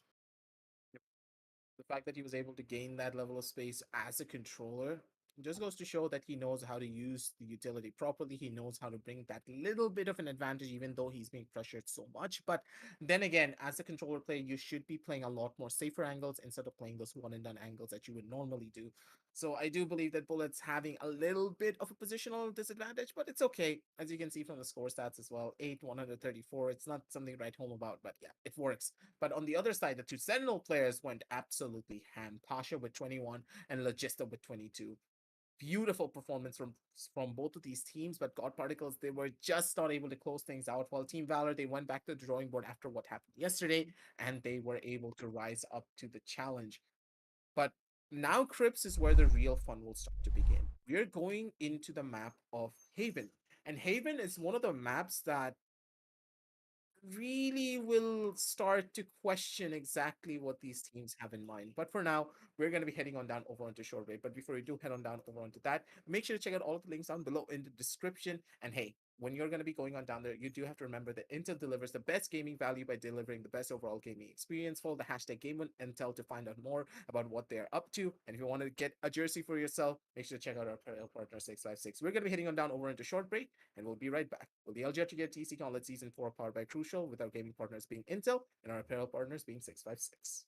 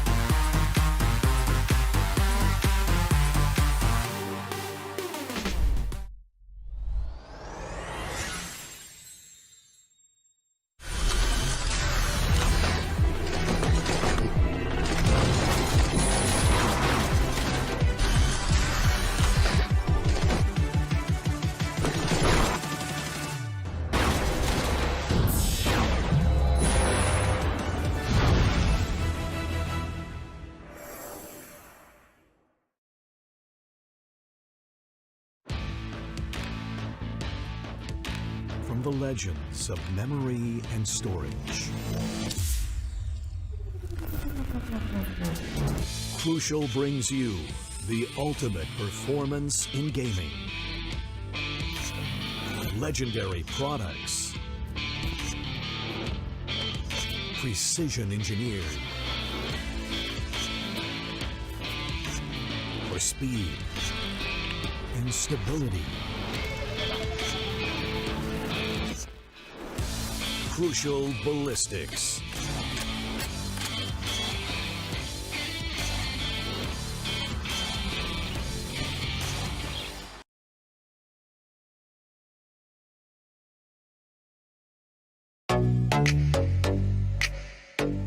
Hey guys, I'm Ankita. Welcome to Streamer Reviews, the place where you can watch gamers review the best new gaming laptops in the market. Gamers love exploring the vivid detailing of their favorite games.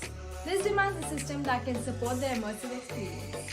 So, we'll be checking out the Intel-powered Lenovo Legion 5, a laptop with features that let you dive into the exciting world of gaming. One of the most important aspects of the Lenovo Legion 5 is its 11th Gen Intel Core i7 processor, with a base clock speed of 2.3 GHz up to 4.6 GHz turbo.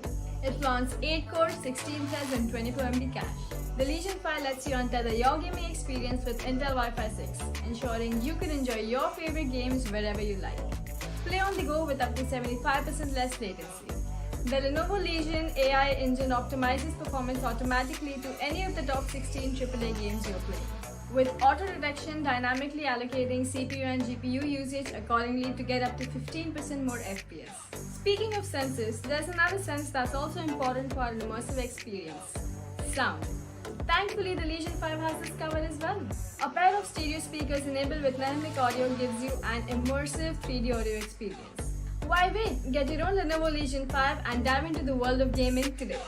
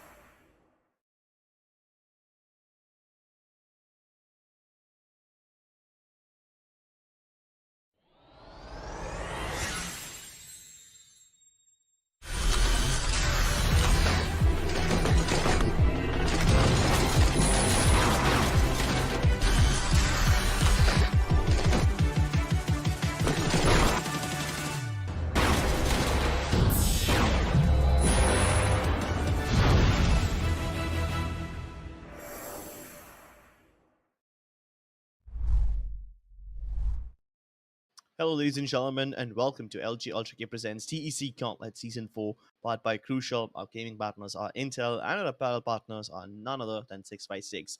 Go ahead and follow the hashtag Game with Intel because they provide the best gaming value by providing the best overall gaming experience. Now, let's get back to the game at hand. We have God Particles going up against Team Valor. Now, Valor were able to win their own map pick on Fracture, which, not gonna lie, was a little difficult towards the end. I really thought that God Particles were on the verge of making their comeback, but the initial deficit that Valor was able to set up was just a bit too much for them to overcome. Now we're going into Haven, A map which on paper has been extremely good for God Particles, but can they carry that momentum forward and push us into map number 3? Or will Team Valor be able to close it out 2-0? That's the thing here. On a 2-0 scoreline, Team Valor on the map of Haven.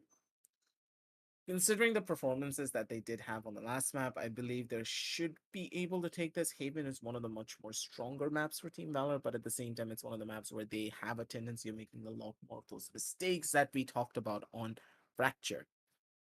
Now, on Fracture, it's a lot more difficult to punish those mistakes because of how massive the map is, but Haven is not really the same case. Yeah, the map has 3 sides, there's multiple different avenues you need to worry about, but teams have so much more experience playing this map because this map has been here since the dawn of the Valorant times.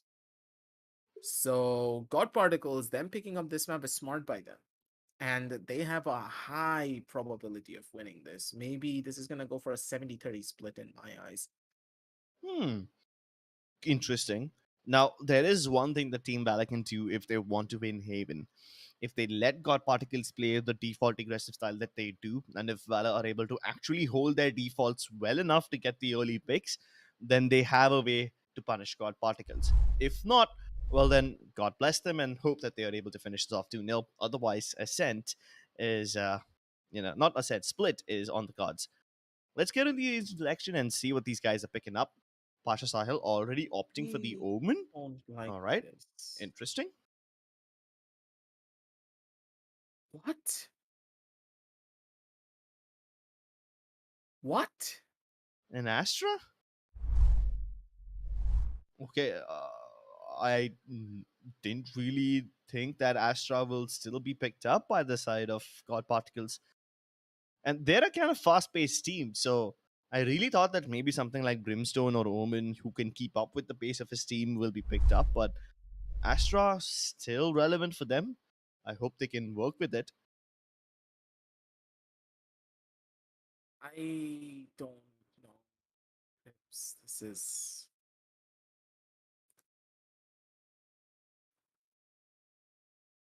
What I don't understand. Like I'm trying to think of a situation where the Astra would be better than maybe a Brimstone or an Omen, but nothing comes to mind. Does anything come to mind for you? Maybe on the attacking side, the Astra can be relevant. If you're able to carpet bomb the entire site with your gravity wells and your Nova pulses, then sure, maybe I see the Astra 45 being. seconds for a cooldown though. Yeah, I mean, if you use it once correctly, then you don't have to wait for the cooldown at all. But then again, that's on the attacking side, and God Particles are starting on defense first. So in this situation, I don't really see the Astra being all that helpful. At least the Omen on the defensive side has some really nice paranoia lineups that can break the crossfires if you're trying to go in for a retake or something like that. But I can't really say the same for Astra. I think that Astra got nerfed a little bit too hard. Yeah. Yeah. It was a necessary nerf. I hated Astra to the core. The agent is really interesting, but then again, it made the game a little bit boring. I'll be very honest. Because the way that Astra plays out, it's one of those characters that can just slow down anything and everything that a team could have done. But then again, it just adds a different dynamic and different flavor to the game as well. It's weird, I would say. Because Astra, it pretty much shaped the meta in such a beautiful way because it showcased why Valorant is different from every other tactical shooter that we have played in the past. But was it fun change? Not really. But then again, like when you nerf a character this hard, maybe a 45 or 30, like 45-second cooldown on an ability. That's like more than a quarter of the round, so that's a bit too much. Valor now going in for a hard B push, and all that God Particles can do is hopefully hold them back with Scargod's utility, but they get overwhelmed with numbers so quickly. Logista pushing in through the smoke actually finds a kill on JN. That's amazing. Now he has control of Gong, and nobody's coming in to kill him. He has to just hold on. Backup is on its way, and if he can stay alive till then, maybe he can make a difference. But now it's just Shivy left, and he can't even use the shock dart properly. The teleport is perfect. That Omen TP is so good now. He just can't make that up. But what can Shibi do now? He's found out the positions of two of the players, but yeah, he has realized that Pasha Zahil has escaped. All those players will most likely be playing from the bottom of mid. That's where the spike has been planted for, and there's nothing that he can do to defuse it without any danger. He's gonna have to face them all. Unless he gets offered 1v1s like that, there's really no chance of him winning, and especially with the time having ticked this far, all he can do is just wait for the misery to end. Them time the spike really doesn't matter here at all. At the bare minimum, they're gonna get able to get a couple of more points for themselves to work with here, so that's good. But then again, we are now looking at a completely new dynamic shift. It was a B-side execute, and normally B-side executes are impossible against an Astro, but now, is that the case here anymore, Crips? Not really. Well, I think there they're gonna is- start feeling the pressure. oh, certainly. After losing the pistol round, God Particles can definitely start feeling the pressure. Last time Valor won the pistol round, they were able to string 8 rounds together. And I don't think that's a streak that God Particles can allow Valor to get away with this time. Nice utility, but Valor are still able to deal with it. The superior weaponry just helps them out so well. Ember getting a cheeky frag onto JN who wasn't checking. Gives him a Spectre to work with, but that's all that they have. And Knight Rider has been spotted too. The Marshal didn't connect as well as he was hoping for it to do. So now that one player has been spotted at the bottom of C, one player at the bottom of A, they know that B side is empty and plant is imminent. No dangers over here. Even the gravity well doesn't deny it. Gravity well can't deny it. The spike line, if it goes on over on towards inside of the site, there's not much that we can do.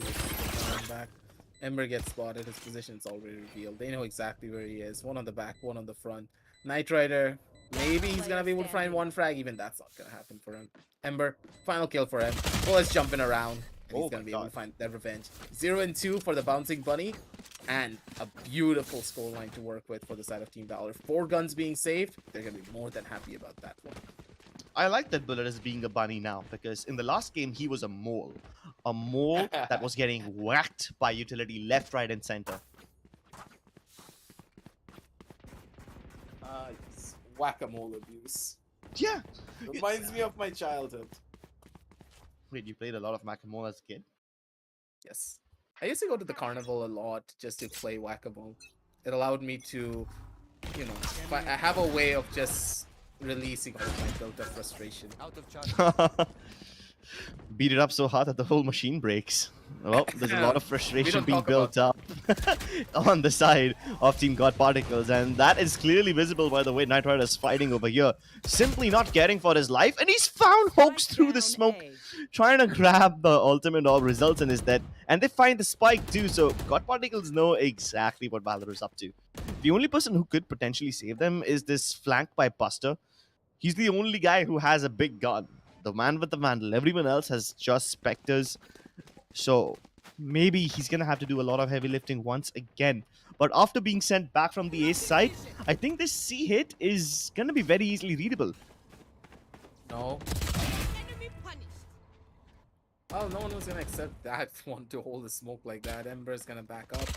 And now at this point, it's just undusted. Buster position already revealed. Buster's not going to be able to live through that for long. He does find one kill, but gets back down to 60 HP. And now it's all just about the damage. The more damage you can deal, the better the positions are going to be. Pasha's corner has already been revealed. They know exactly where he is. He's going to try to hold, but he's not going to live out for long. Knight Rider gets one on the Buster. Chibi gets the final kill off. And a 1 and 2 scoreline. Pretty good for them. And that was a pretty textbook buy round for the defenders.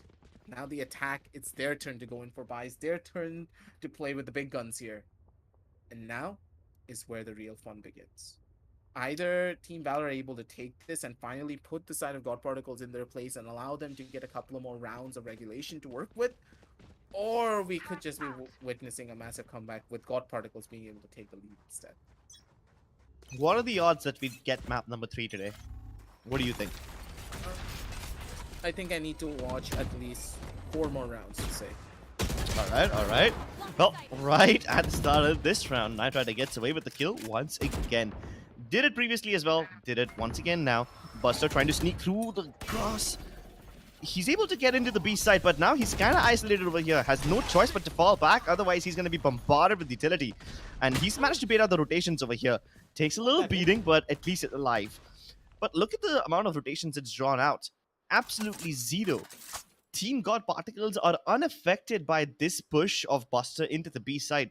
They fall back towards the A and C sides respectively. B side is more or less undefended. There's only Logista holding that area. And now that Scargod's made his way back towards a shot, he knows for a fact that that attempt by Buster was unsuccessful. And he's dealt a lot of damage as well. So the HP advantage lies with God Particles. Then again, here comes Bullet to maybe neutralize this. It is a 4 versus 4 situation, but it's not really a favorable 4 versus 4 considering the amount of 30 utility seconds they have to worry about. Pasha! He's not ready for it, but Bullet's position is not being revealed. Bullet's gotta be good for 1, Bullet's gotta be good for a second. Beautifully done. They have the entirety of the A side under their control, even though they don't have enough HP to work with. No one can really hurt them. Buster, why is that this thing like Buster? You did. Yeah, I really thought he would turn around over there, but it's still a 2v2 and the odds are stacked against them. Valor, if they can get into this position, Ember will have no idea what hit him. He never would have expected the attackers to be all the way in a link, but Logista, on the other hand, has secured this space. It's over. Not running from this one anytime soon. Beautiful use of utility. What a dangerous combination, the fault line and the Hunter's Fury. It's like an ant being crushed by a boot. There's nothing you can do except just look at that laser beam in your face. Not an ant, I would say a cockroach because... Oh, cockroaches are more disgusting, huh? That's why.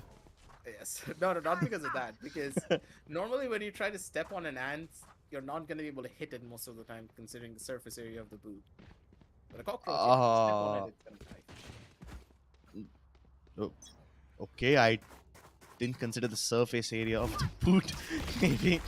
But yeah, that's beside the fact that Knight Rider has been able to get the opening frag every single time. Can he do it once again? Doesn't get the opportunity to. Valor not keen on fighting towards A lobby, but they are holding over here. Like I said, they have been conditioned to hold because God Particles was playing so aggressively on the defensive side in Fracture. They expect similar things once again, and that's why Valor is just gonna hold, wait for a pick, and I just hope they don't fall into the trap of letting the timer take on and get nothing to show for it.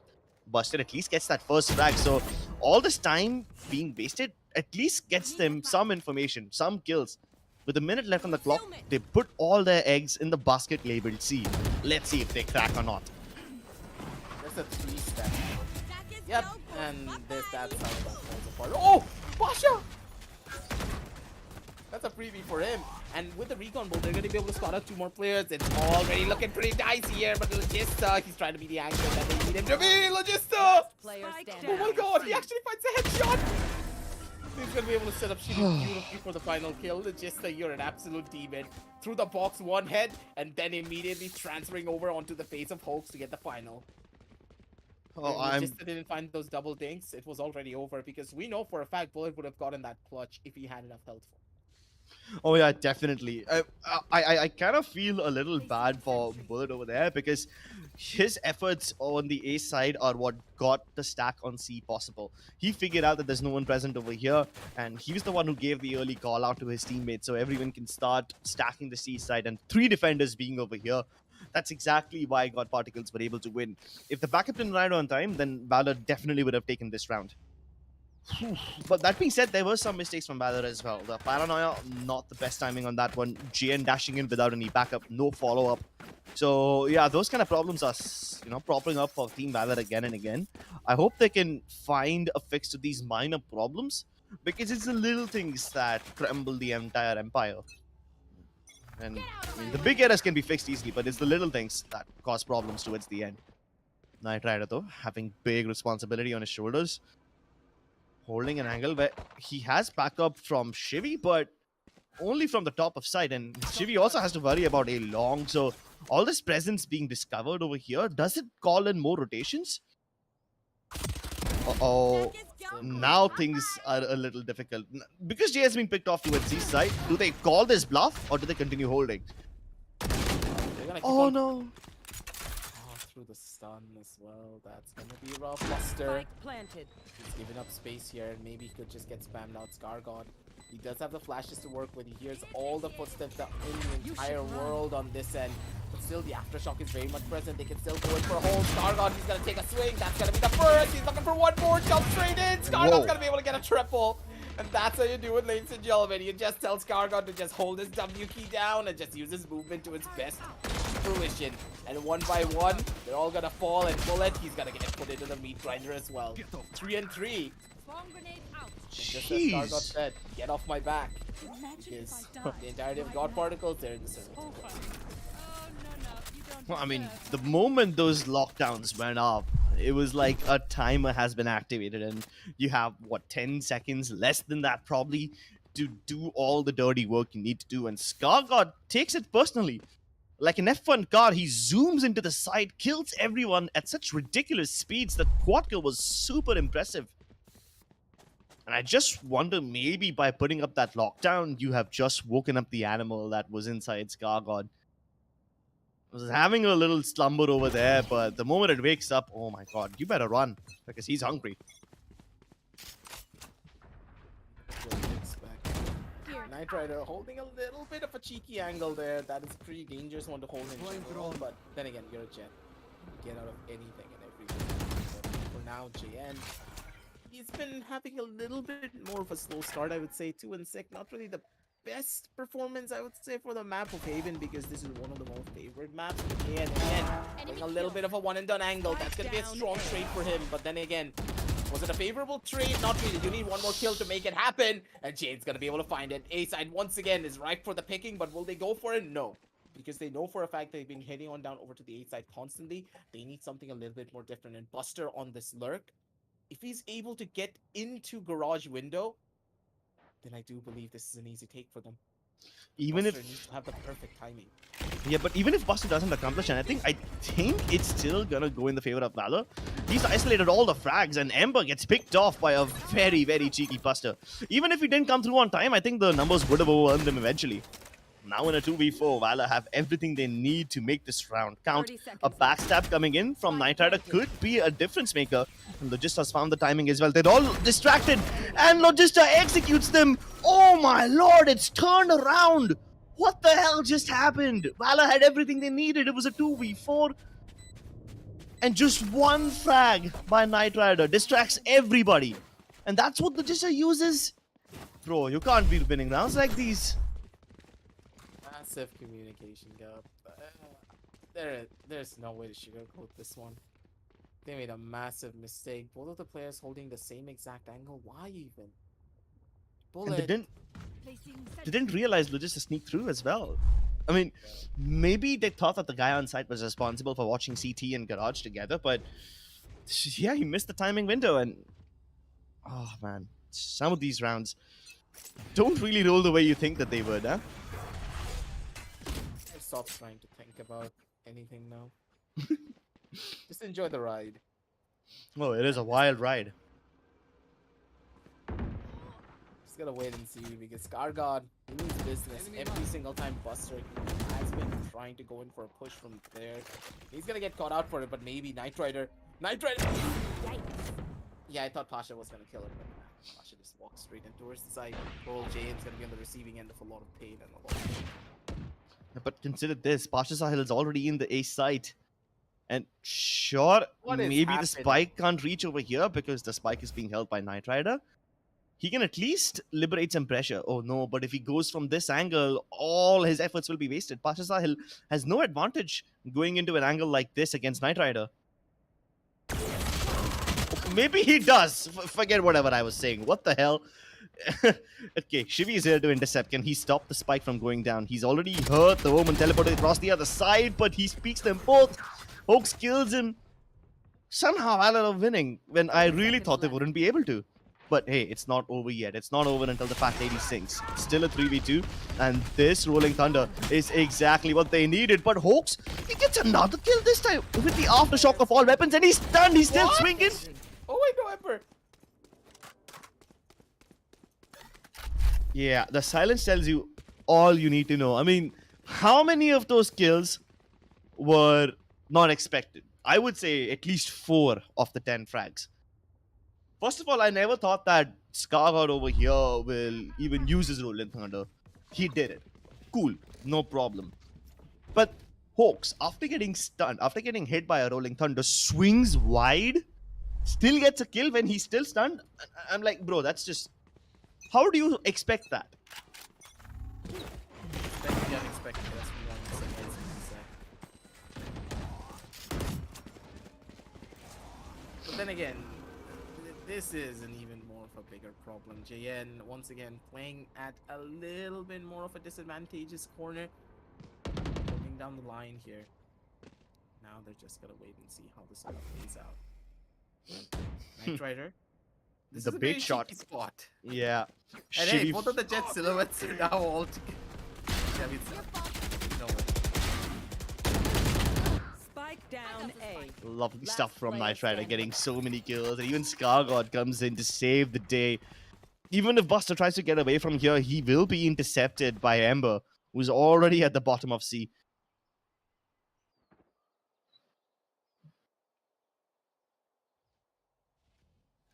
So it's just gonna casually start walking. He's gonna get caught out. Beautiful swing by him, but it's just not gonna be enough. Buster, he's looking to make his way down over towards the seaside. Maybe he can get a plant here as well, because 30 Ember, seconds left. he's not in that spot, but at the end of the day here, Crips, I think it's done. Yeah. He's trying to go for a safe plant with CT. This shall keep him safe from Ember. Oh, but he goes for the fight. Very risky moves. 10 seconds left. And he's not going to be able to fall back. He somehow isolates the fight against Shivi. Knows where the last two players are. Somehow can't win the duel against Ember. I really thought he had this in the bag. Given the odds that Buster had stacked against him, I think he did a fair job getting so many kills and the plant in a situation where nothing was expected off of you. I think that's still very impressive. But then again, I have to commend the bait and switch setup by Knight Rider and Shivi. So Shivi at the top of Ace side, he fires a shot, which keeps all the members of Valor, looking in his direction, and they then don't check Knight Rider's angle, which I think is perfect. I mean, it takes one bullet to set up the bait, and it was perfect.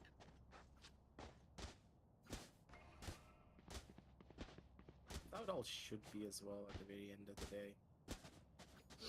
Small, methodical switches that should give you that tiny little bit of an edge that you need to just completely switch everything out. But the way that it's working in tandem for them, it's smart.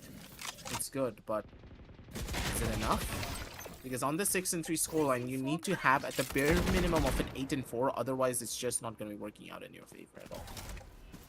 8-4 is the desired scoreline, but I don't think Valor are gonna get it. God Particles are looking a bit too strong over here. All the utility that Valor are throwing into its garage is being dealt with immediately, and this kind of leaves them with almost nothing to work with if they manage to get the plant down.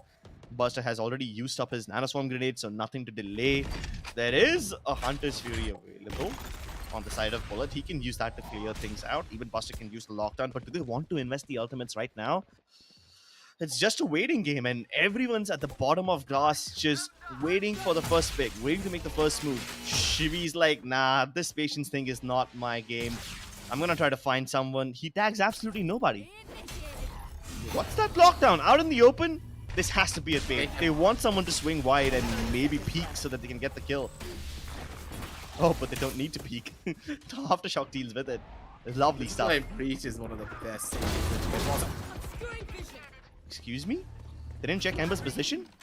And now you're getting counter lockdown by Logista? This is a very desperate attempt. JN trying to make something happen towards the ace side.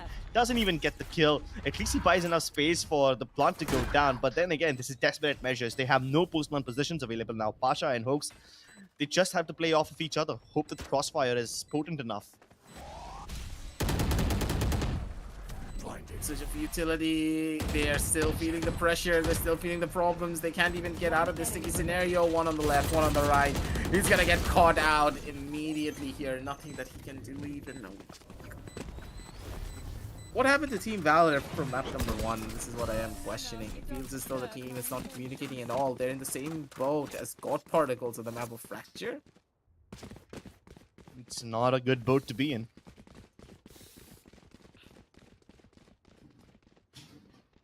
I mean, it's not even like there's Titanic written on it, so... ice. Because honestly speaking, the biggest enemy for them is literally themselves.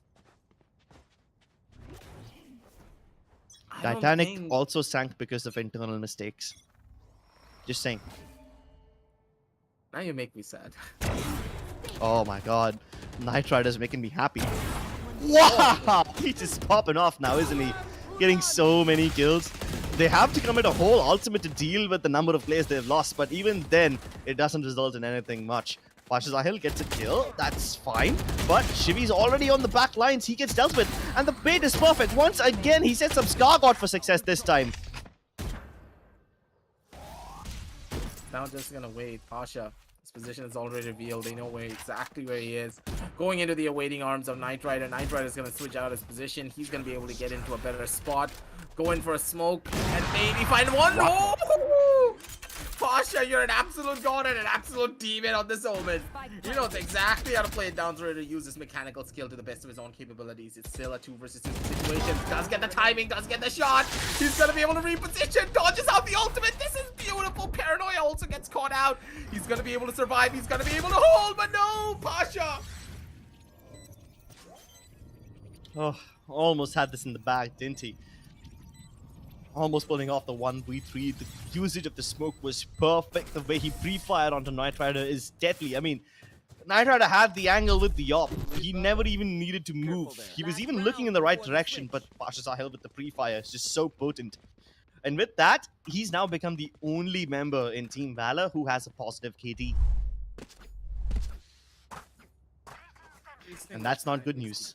Yeah, especially when you're on the controller. That's not how things should be, and all of the members of Team Valor, they're having such a rough time trying to figure out exactly how to play all of this. Get out of my way. Times are tough. They need to figure out a way of trying to switch everything out here. Oh, I don't know. Maybe this switch up of pace could be the thing that they need. Massive rush from side of Team Valor. They're just bombarding the utility and hoping that JN can do the job, but he doesn't have any backup. Gets peeked by 2 people at the same time. The flashes are good enough, but they only net them 1 kill. Shivi still relevant in this fight. The Cosmic Divide buys him a little bit more space, but once again, the lack of backup on the side of God Particles keeps things equal. 3v3, and at least the Cosmic Divide keeps them on the side. It forces them to not play towards short and long, making them go into the crosshairs of Knight Rider, and all the frags are just rolling in their favor. Buster once again left in a 1v3, and he's being offered 1v1s. That's what he needed. He now heard both of them, and the one tap. It's amazing. I had to focus for Buster! Take a bow. Oh my lord! If I had a hat, I would tip it to him right now.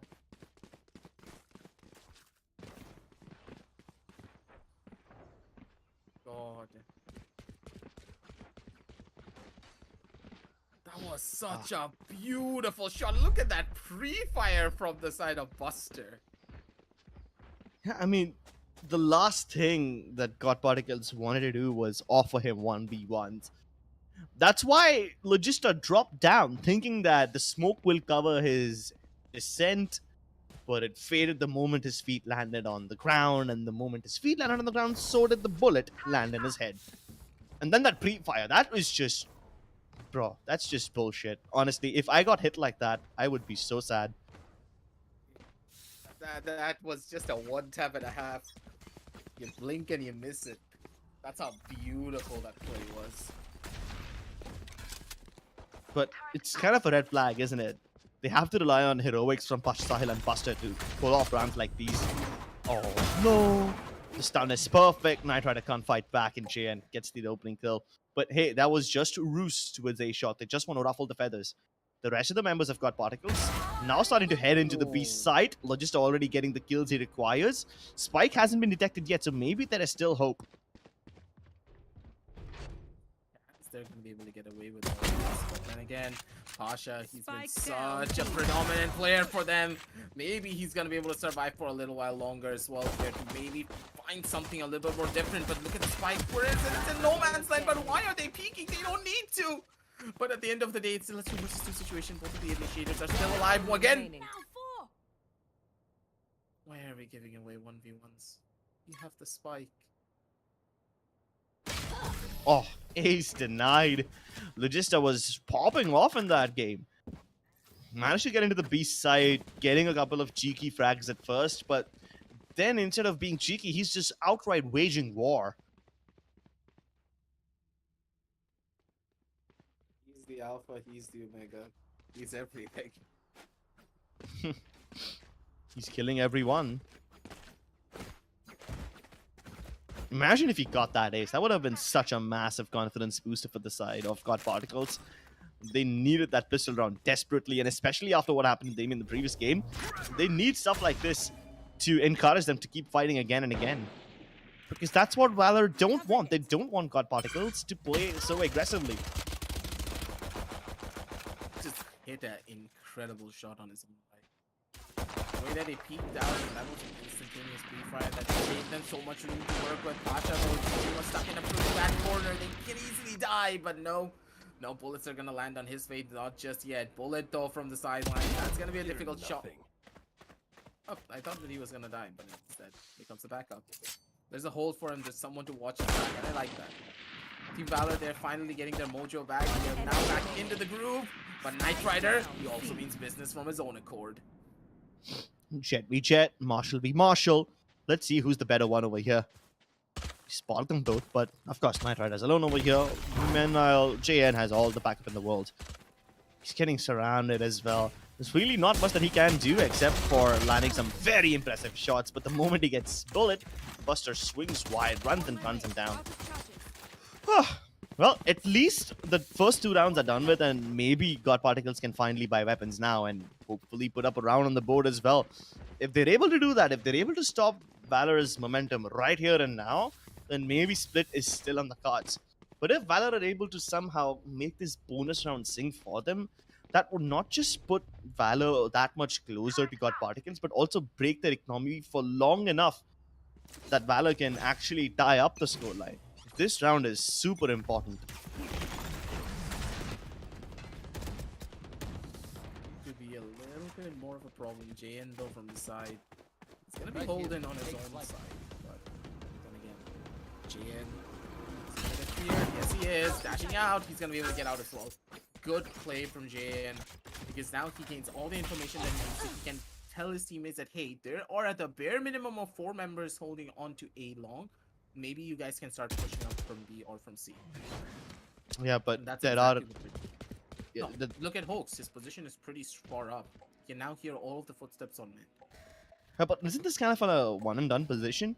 If they don't check it, then this could be amazing. But with them going towards garage, Hoax is gonna have to time his attack really well if he wants to catch them off guard. Watch Sahil on top of this box can put up some one-way smokes as well. But no, instead he chooses to put the smoke on the B side. Now this is perfect. Because the smoke is present over here, they will almost never expect Hoax to be in this position. And like you said, Aki, he can hear everything. This early warning system might just end up working for the side of Team Valor. Prepared for all 30 of it as seconds well. left. Hoax has his utility and he needs to use his utility down proper. That's gonna be the first. Bullet's gonna be able to get a second. One by one, they're gonna start dropping like flies. The spike has dropped down. 21 seconds left. Bullet's gonna die. But he still finds the kill. It's okay. Yeah, you can trade frags like that. He's okay to go down swinging. 10 seconds left. Amber can't do much. Alone on C side, just hoping to save his weapon. And this is exactly what I feared, Aggie. Valor winning the 3rd consecutive round in a row builds up so much money for them. Not only do they walk away with upgraded weapons, 4 upgraded rifles, but they don't have to reinvest at all, and they've got money for days. Meanwhile, an operator for them. yeah, they can get ops if they want. And poor God Particles have to now consider ecoing once again. But Ember does have a hero Vandal, so let's see how that pans out. I understand what he's going for. He wants a little bit of extra firepower to work with, but then again, I'm on the fence between this. Okay. Hoax pushing out of mid this time. We haven't seen this before from the side of Team Valor. They usually play aggressively towards a long, but this is different. Can God Particles tell the difference? Nope, they cannot. Hoax gets a frag onto Ember, and that was the only man with the gun.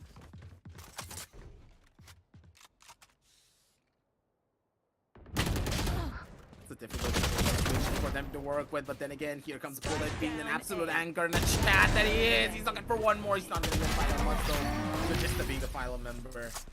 Yeah, he does find one frag, but that's all that he's going to be able to do. Much more than that. It's an 8-8 scorecard, ladies and gentlemen, and with this 8-8, you know for a fact that the problems are starting to arise. Because it's even Stevens. Yeah, you have enough money to go in for buys. Yeah, you have an operator in the hands of Knight Rider, but is it gonna be enough for you? Not really. Not really. Both the teams have an equal amount of weaponry now. One ultimate each, so this is square one. This is as equal as it gets. Might as well just start the battle fresh because this is unprecedented. Okay, we have something different from God Particles this time. Instead of defaulting towards a lobby, they're trying to walk up mid this time. A little faster than before, but still, they're being very paranoid. Right now, all they are hoping to do is boil out the utility from Buster and make things a little more accessible. But with JN hitting shots like that, all that utility burn is not going to result in anything. Oh no, the Knight Rider, the timing is just so unfortunate. That's one. Get the other one. I know you want to. Yeah, it's fine. Spike down mid. Oh god, straight through the woodworks. How do you survive this? If he gets a kill now, I will be very surprised, but nah, they don't give him any chance. Logistic gets bullied by the breach. You got the fault lines on him, you got the flashes on him, and if nothing else works, you got the guy swinging out wide. Oh. So, with this round, we have now accomplished that God Particles are in trouble no matter what they do. They've tried fast approaches in the previous rounds. Didn't really work out. They tried going for a slow burn approach with mid this time. Even that failed miserably. What do they do now? They're starting to run out of tactics. They have to come up with something fresh from their losing playbook. map control. They're losing map control. I have no other way of putting this. They're focusing too much on one side line. And as soon as they try to go in for those slow burn approaches, as you just stated before, to use the utility, they are not really, keeping that map control under wraps.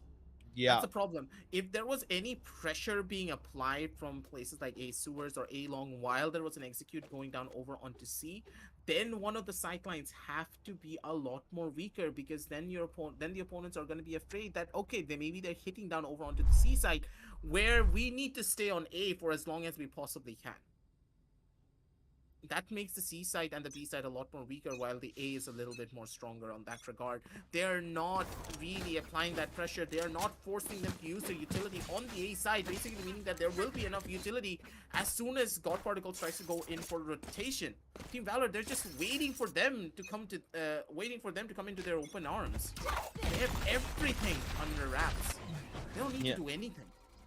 Yeah, exactly. They're just waiting with their arms wide open, ready to embrace them. Oh, and this is an embrace that I'm not really so sure about. Knight Rider going up, winning the duel against JN. Now he's got to worry about Hoax, and even with his eyes closed, he's able to get that frag. Bullet being pushed into a corner, getting decimated by Knight Rider as he swings out wide, and the Blade Storm is an absolute terror. He's ripping through his enemies apart. Bashasahil is the last man. Will Knight Rider get the ace? He wants it. You know he can feel it, and he's got it. I'm ready for you, baby. When he's feeling himself, you know for a fact that he's gonna rise up to the top. From 15 over onto 20, this man with one ace has completely shifted the dynamic of this matchup. And I do believe that JN missing that shot, yeah, that's what started the disaster. But hey, I wouldn't exactly take this as a loss. Consider this, God Particles have lost 5 rounds in a row. And it took an ace from Knight Rider to put up the first round in this half. Standing ahead. at the end of it. There they are.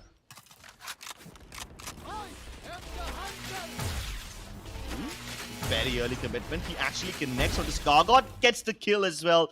And they were counting on that Rolling Thunder. With Skargod dead, that's a big ultimate lost.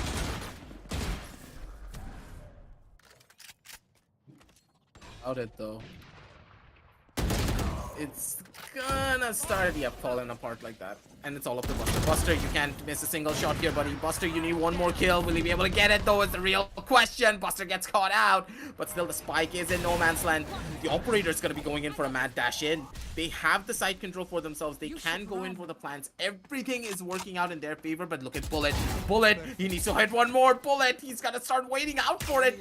But the attackers at the Killjoy lockdown has been destroyed. Now they can start walking in towards the side. One more position has already been revealed. Both of them are holding from inside of the side. They are trying to go in for a little bit more of an aggressive push because the defenders are not giving any form of information away of where they exactly are. I like this Valor. They're playing it very slow and steady. They're not going for any form of an overcommitment, and that is what's really helping them out here. But for how long will this be the case? Because JN... Yep, JN. Oh, they found where Knight Rider is, but Logista is in a baited position. He swings out from logs, and now Hopes has to fight them all together. Lovely cover up from Logista over there as they pull off the 2v3. And even after all the attempts of Valor to push them out of position, get them into the open, it did not work. God Particles hold on to this round with an iron grip, but it's still a red flag for me, Aggressive. I mean, they have to rely on individual performances to pull this kind of stuff off. Individual performances are something that you can rely on a regular basis if your teammates are able to put it up, but if that's what it takes, then it's not really a bad thing now, is it? Because you're still getting the rounds that they need to, and JN's not been able to perform to the best of his own capabilities, and it's happening again and again and again. The operator duel is just not working out in his favor. Yeah, not at all. He needs something. He needs more help. He needs to change up his angle. He just needs to go to another side. He needs to show respect to Knight Rider, because if you lose out on an operator duel this many times, then you just have to accept that this is not going to be your day with the op. Maybe play from an off angle or just play it much more defensive. Yeah, and to put that into perspective, Knight Rider, the Jet, has 22 frags, whereas JN has only 7. 22 and 7. You can probably make a pie joke out of this. But yeah, the Rolling Thunder is no joking matter, and Bullet is up in the air. He gets smacked hard. Hopes can't do much to protect his fellow teammate. He has to concede the site. They have to go in for a retake, and with just 3 defenders available, what kind of a retake can you even go for? You can't even use the lockdown from Buster, because the moment the lockdown goes up, she will use the Hunter's Fury to destroy it.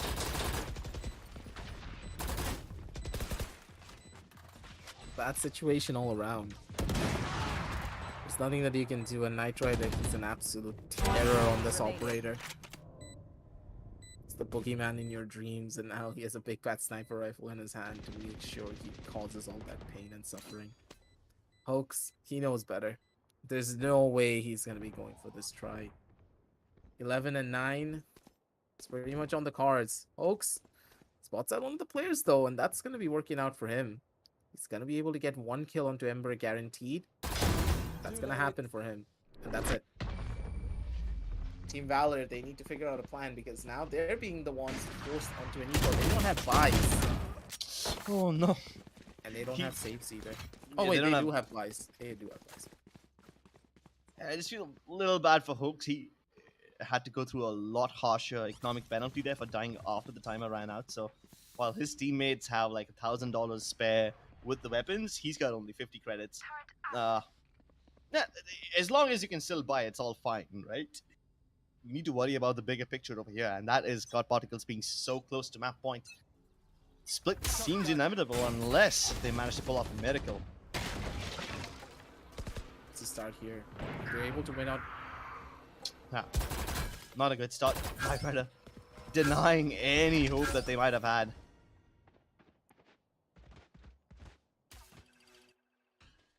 It's a Knight Rider show with this operator. This attacking side at op is one of the main reasons why they're able to do so much here. I honestly believe it wasn't for Knight Rider, things would have been a lot more difficult. Definitely. He's the only man on the server above 20 frags. Logista spots out the gun battle. That's the perfect flank. Now he's killed Bullet towards the other side. So all the defenders now have to be very confused. Do they defend B? Do they defend C? Do they just die in garage? Hoax has a nearly impossible task on his hands. First step is to kill the Jista. That's the lurker, and can't even get past that. That's map point. Maybe split is incoming. Match point. Just be the case here. It's a 12 and 9. Slowly but surely, it's building up more and more and more. One more buy. They have enough. They can go in for it, but it's rough. Hawks has got in for a pure hero vandal. It's not like they have much of a No, choice. nothing. Yeah, he doesn't have a choice. Trying to find some words of encouragement for them, but at this stage, when you're getting beaten down this hard, what can you do here? Maybe some aggressive wishes will work. Oh no, Hopes never has been stunned out of his mind, and Knight Rider denies him the fallback. There's nothing that you could have done in the first place. There's only one thing that can save them now, and that's Buster's lockdown. But Shivi already has the antidote to it. Knight Rider showing his presence towards bottom of mid, and they're being really patient now, are they? Even after they got the opening pick, God Particles are not in a hurry to commit anywhere. Bullet's position could be one and done, but does he have anything more for him? Just that extra. Spike down A. Spike's been spotted, so maybe the defenders can move into position and stop this A-side hit, but then again, there's plenty of time available for God Particles if they want to go elsewhere as well. You should run. You do have the Killjoy lockdown to work with, and now JN, he's gonna try and play a little bit more of an aggressive game on his own accord, but it's a double-sided lockdown. They're just gonna start running on away. And Buster can pretty much do the same as well here. Just run away from this situation. Don't really have to worry about 30 anything. seconds Pasha's left. gonna be going for the first initial kill. He's only from the bottom end side. Pasha, he needs to find the skill, but no, Pasha, he dies out. God damn it. Oh, there's only 20 seconds left. If they can find a way to deny the plant, that would be brilliant, but it doesn't happen. Buster and Chien, they need to just go in guns blazing if they want to win this one. Cosmic Divide makes things just that much harder. Now they can't clear out the backside, and the moment they swing out, it's gonna have to be a wide swing. Just already on the back lines. He's coming to intercept them from behind. They definitely won't expect this one. Ember can Turret's rest also easy. placed in the wrong way. Are they gonna expect it? Yep, they're gonna expect it. 3, 2, 1. Hello. Player standing. Oh, I got that. Enemy remaining. Yep, this is over. Oh, goddamn. It was painful to watch towards the end, wasn't it? Yeah, you knew this was gonna happen. Well, there you have it, ladies and gentlemen.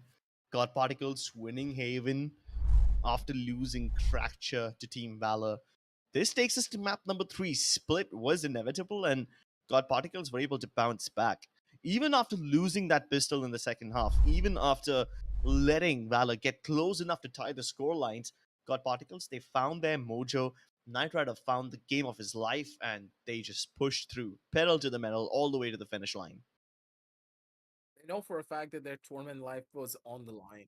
So there's no way they're going to be giving it up in any way, shape, or form. Moving on down over from that, let's head on down over towards the match highlights so that we can get a visual representation of what really happened all the way from the top and onto the bottom. And that's the thing here, Clips. It's tough because currently you can already see how a lot of these plays were done. You would expect things to be a lot more better for them, but the attacking side was well done from the side of Team Valor, but on the defense, what happened to them? Good question. It seemed like God Particles on the defensive side were still okay, but then on the attacking side, God Particles are a whole different beast. I mean, one wouldn't expect an attacking side and op to operator, yeah. exactly. You wouldn't expect the attack side op to deal so much positive results. I mean, sure, the op on the defensive side is expected to do his job. They're expected to hit their shots, but the attacking operator is just best to, for the most times, deal with the defensive op. That's the op versus op duel. But he's doing more than just that. He's playing so aggressively with that sniper that you wouldn't even expect Knight Rider to be in such deep positions in the first place. And then there's communication mishaps like these. Rounds that could have gone in the favor of Team Valor, but God Particles just find the little chink in their armor and they rip it apart. It's waiting for those moments to come into play. And as soon as they find that little bit of a gap, they know how to capitalize on top of it. And every single time it happens, it's always a surprise. But for now, at the bare minimum, I think that we can take a little bit of a breather here and just be like, hey, it's fine. This was the home ground of God Particles. God Particles just were a lot more comfortable on this map. They had a better game plan. But then again, Team Valor, they also had a strong game plan for this matchup. And the fact that some of the members were not able to perform, JN being on 8 kills, not really the best of performances for a Jet when you consider your opponent Jet was on 26 kills and a 341 ACS. Yeah. 341. We rarely see 300 plus ACS. This guy's close to 350. Oh, what a massive game from Knight Rider. He just knew how to play it, knew exactly what he needed to do. But for now, ladies and gentlemen, we know what we need to do as well. We need to set up game number 3 for all of you back at home. But for now, before you do sign on down off, make sure to check out all of the links down below in the description. And hey, when you're checking it down below, make sure to check out Intel as well, because Intel delivers the best gaming value by delivering the best overall gaming experience. Make sure to follow the hashtag Game with Intel to find out more about exactly what they're up to. And also check out our apparel partner 656. We're going to be heading on down over into a short break, and we'll be right back with a lot more Valorant action.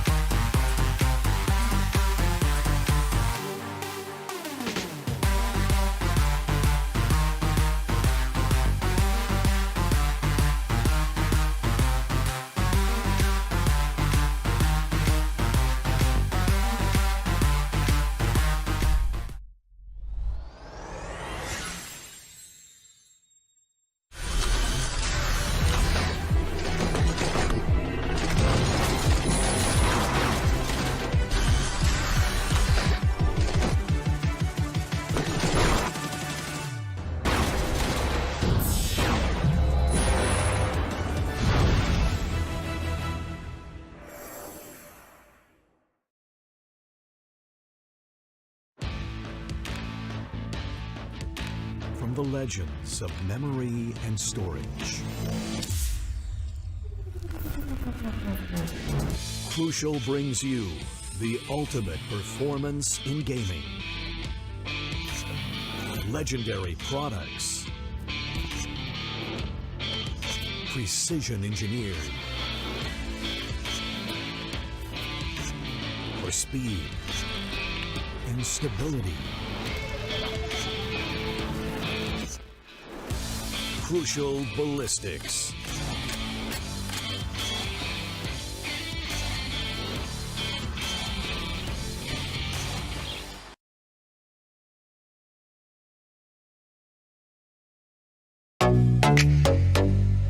Hi guys, this is Zaya and welcome to Streamer Reviews, where gamers review the best new gaming laptops. We gamers are always on the lookout to get more out of our systems. If you're looking for a laptop that can exceed your expectations, check out the Dell G15 gaming laptop. Its 11th gen Intel Core i7 processor surpasses my expectations with a max turbo frequency of 4.6 GHz. It also has a game shift key on the keyboard which triggers a dynamic performance mode to maximize the fan speeds to keep your system cool while the processors push harder. The G15 also sports an Intel Thunderbolt 4 port which boosts your transfer speeds to unbelievable levels with its blazing fast bandwidth of up to 40 Gbps. It also lets you connect all your accessories using a single port. It's obvious that this system is designed to go above and beyond to deliver the results that you desire. Get your Dell G15 powered by 11th gen Intel Core processor now.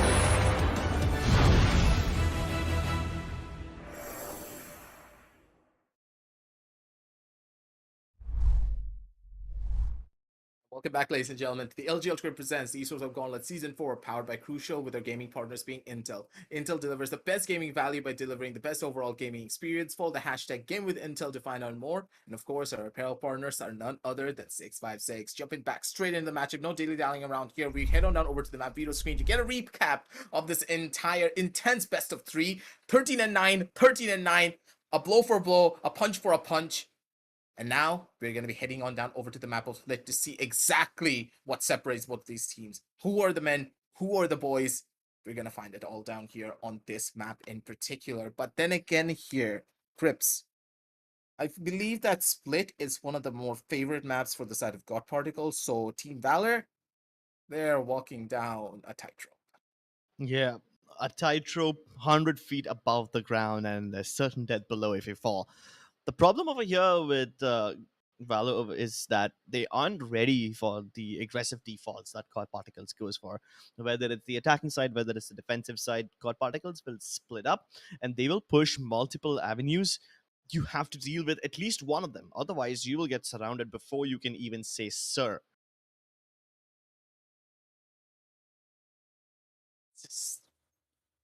Split is one of the few maps that I don't really give Team Valor a lot of credit on, primarily because their track record, it's just not present at all.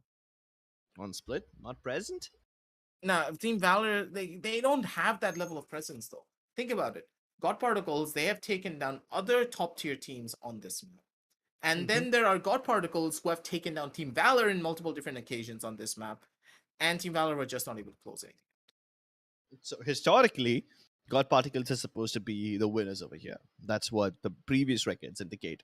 Can Team Valor come up with something new, something completely fresh and unseen before that can throw off the side of God Particles? I guess we'll have to wait and find out. Very soon we'll be jumping into the Asian selections and we'll let you know when we get into that. But for now, I think the win conditions are certain, like more or less certain for God Particles, right? They know what they need to do. They know they need to keep up their aggression and not relent even in the face of adversity, not relent even in the face of counter aggression by Team Valor. And if they're able to do that, if they're able to keep the amount of map control that they are usually able to garner in Split, their win conditions are satisfied. Really agree with you there because the way that the map of Split is normally played out, you have specific different avenues that you're always trying to play around. And on the other side, it's just a very defense favored map. Now, I am a chamber boy. Like I love chamber on the map of Split. He just adds so many new different forms of dynamics that you can play around with. But on the other side, what do we always see on the map of Split? It's a breach. Breach is like a must-have pickup, and now that Astra is no longer in the meta as much, we're not seeing a lot of double controller. Do you expect a Brimstone and an Omen combo or a Brimstone or a Viper combo? There's a chance that both of these controllers could be played, or are we going to be noticing much more of a single controller and double duelist setup? I think we're going to be witnessing something more along the lines of a single controller, but a double initiator instead. You said that the breach is very viable on this map. Another initiator that's been making the rounds on this map is KO. So, will there be a team who picks up both of these initiators? KO certainly picked up by Shivi, but no breach on this side. Can Buster pick it up? Or is he going to be going for more of a sentinel role this time? Maybe even a duelist for that matter. Asha, though, okay, I like this. Honestly, I'm really excited for this. A Sky versus a KO, a Viper versus an Omen, Jet They're versus going in for Raze. the old meta, and somehow God Particles are making it work. I mean, on paper, yeah, they can make it work, but hey, I'm not really sure about this one. Consider this, the verticality in Split can really be exploited by some character like Omen. Plus, there's a lot of angles in Split where you can place one ways. I think Split is the most Omen friendly map when it comes to one way smokes because every wall can be used as a one way smoke. Every single wall on all the sides. You don't have that much flexibility in a map like Haven or Ascent. So yeah, I think Omen's playground definitely is Split. But then there's such stark contrasts in the agent selections. I mean, the choice of initiators is different, choice of sentinels different, choice of duel it's different. There's only Raze that's common across both the teams. Having one common factor doesn't really mean anything here. Pasha, though, being on the chamber. I think that's what I am really looking forward to seeing. This guy has been phenomenal the way that he aims for every single one of his games. And the fact that he is now playing such a character that it revolves around having incredible raw mechanical skill. It's just gonna add up, man. It's just gonna add up. Yep. Double duel is set up for Team Valor. Meanwhile, God Particles have got themselves a double controller. The Viper can become like a pseudo sentinel on the defensive side, but will Logista play that way? We usually know him to be a little bit more of a passive guy, so maybe this Viper does suit him. But then again, there's players like Ember and Knight Rider who are a little more aggressive, and I really thought Knight Rider will pick up something along the lines of a Jet, but he's the Battle Sage this time.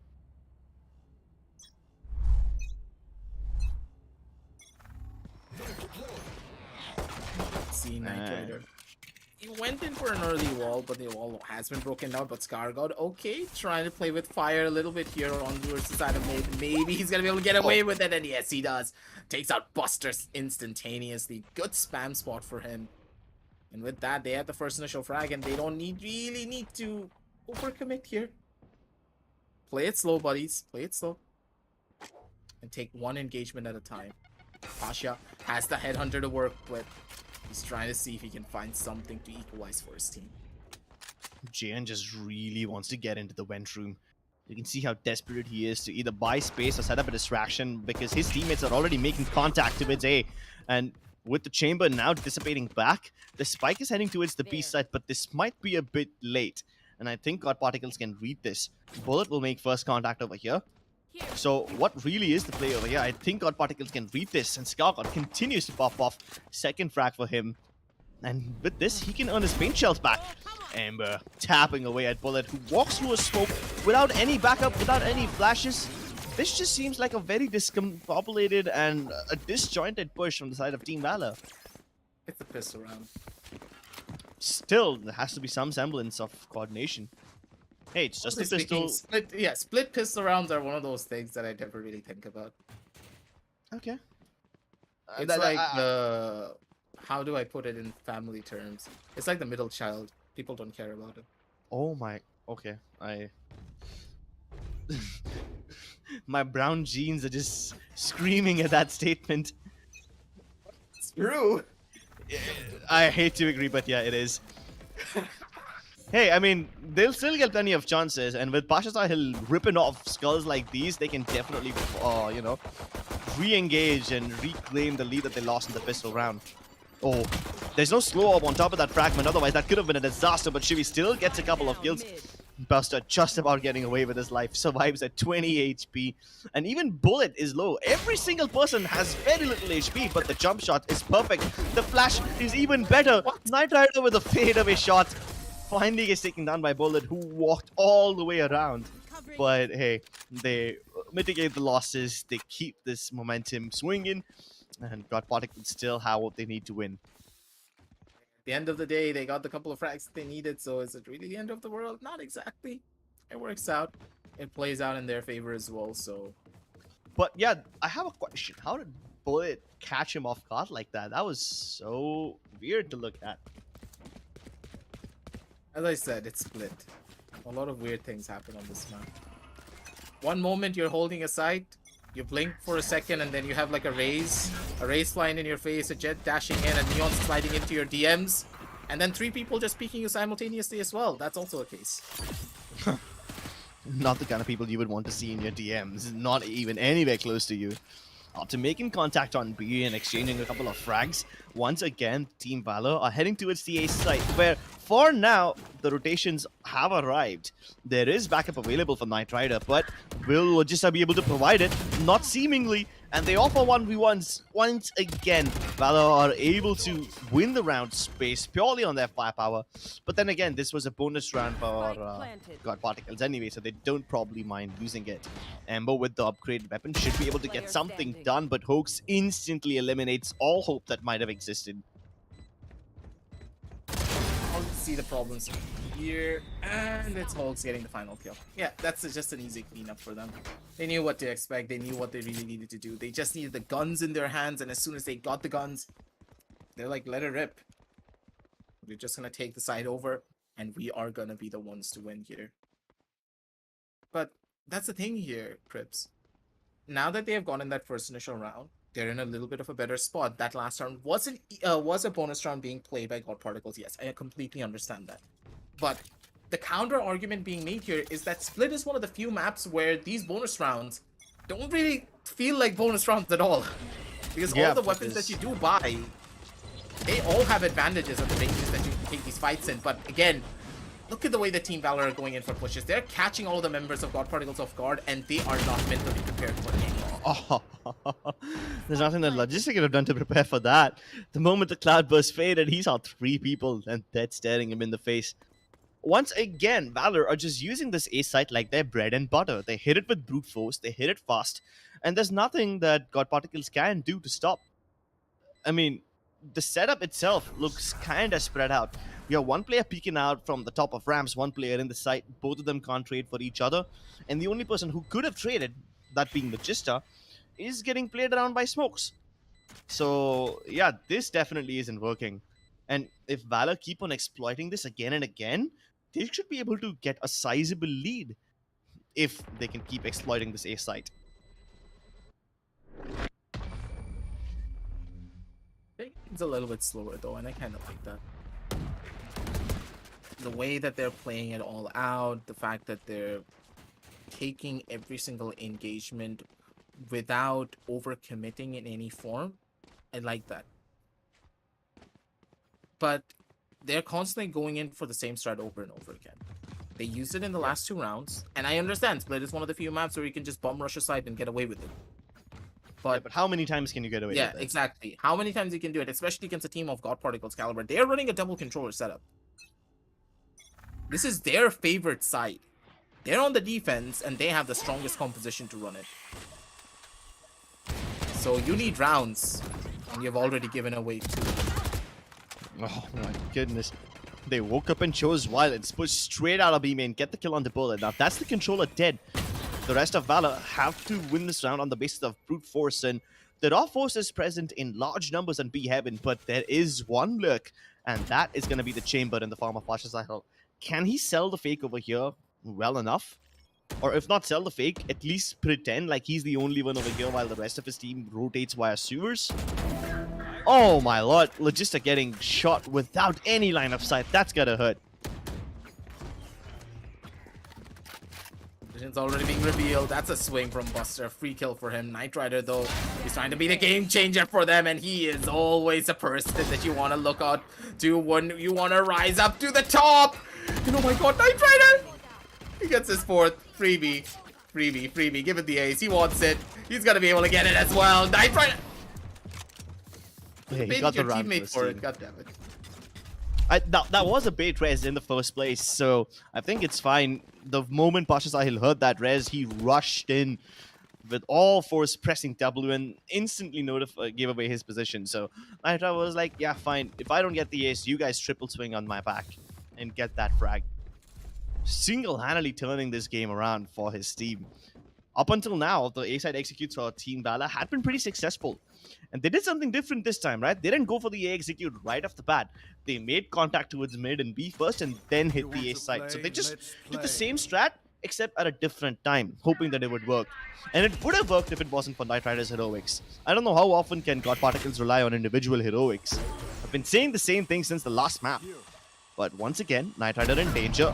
This time can't pop off. Especially with the 2-4 in the hands of Pasha.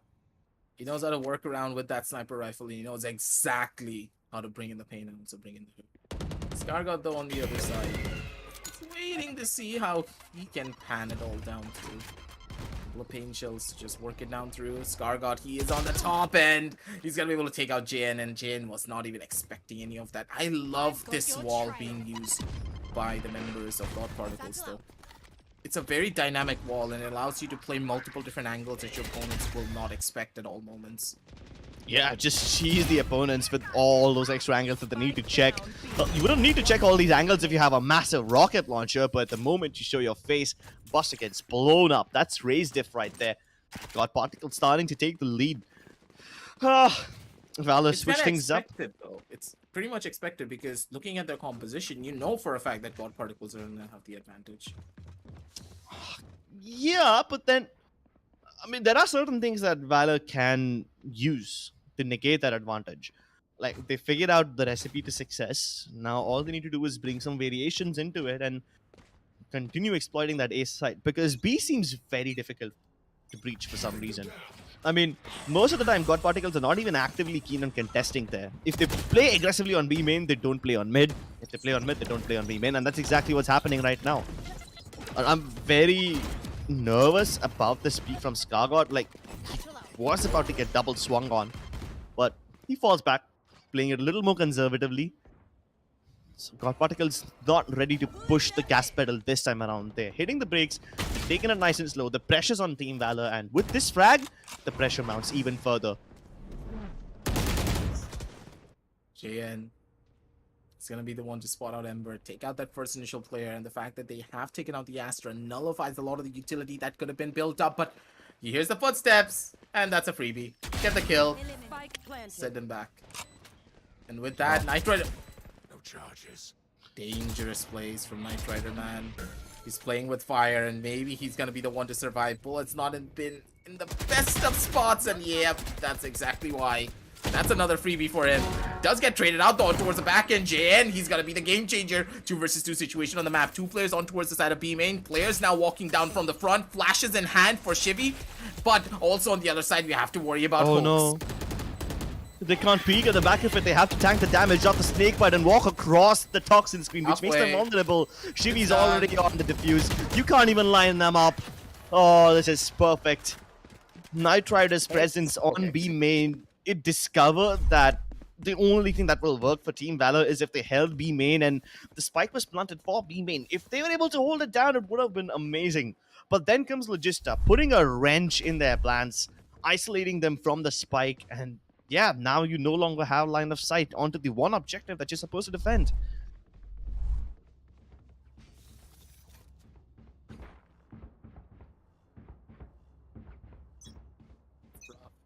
It's one of the rounds that you expected to go in favor of Team Valor, right? They had everything going for them. They had the entire site for themselves, and then there's a Knight Rider just running around in the back.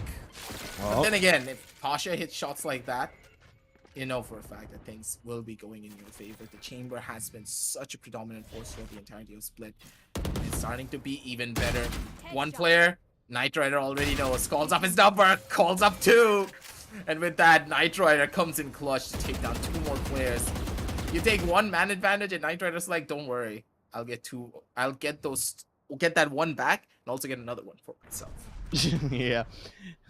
Trades always being favorable for Knight Rider. He's been having a phenomenal game. Popping off his jet in Haven, this time being the perfect battle stage in Split. And they've discovered presence towards A main, but I think God Particles can call this bluff. They have given up mid, and they know it. They know that the only threat they can face is a flank from Wentz. And they've got this covered. Shivy's looking at it in the best possible angle. He's got ramps covered by Logista over here. Oh, now that Knight Rider spots them towards B main, they still can fall back. They have absolutely no problems giving up this area.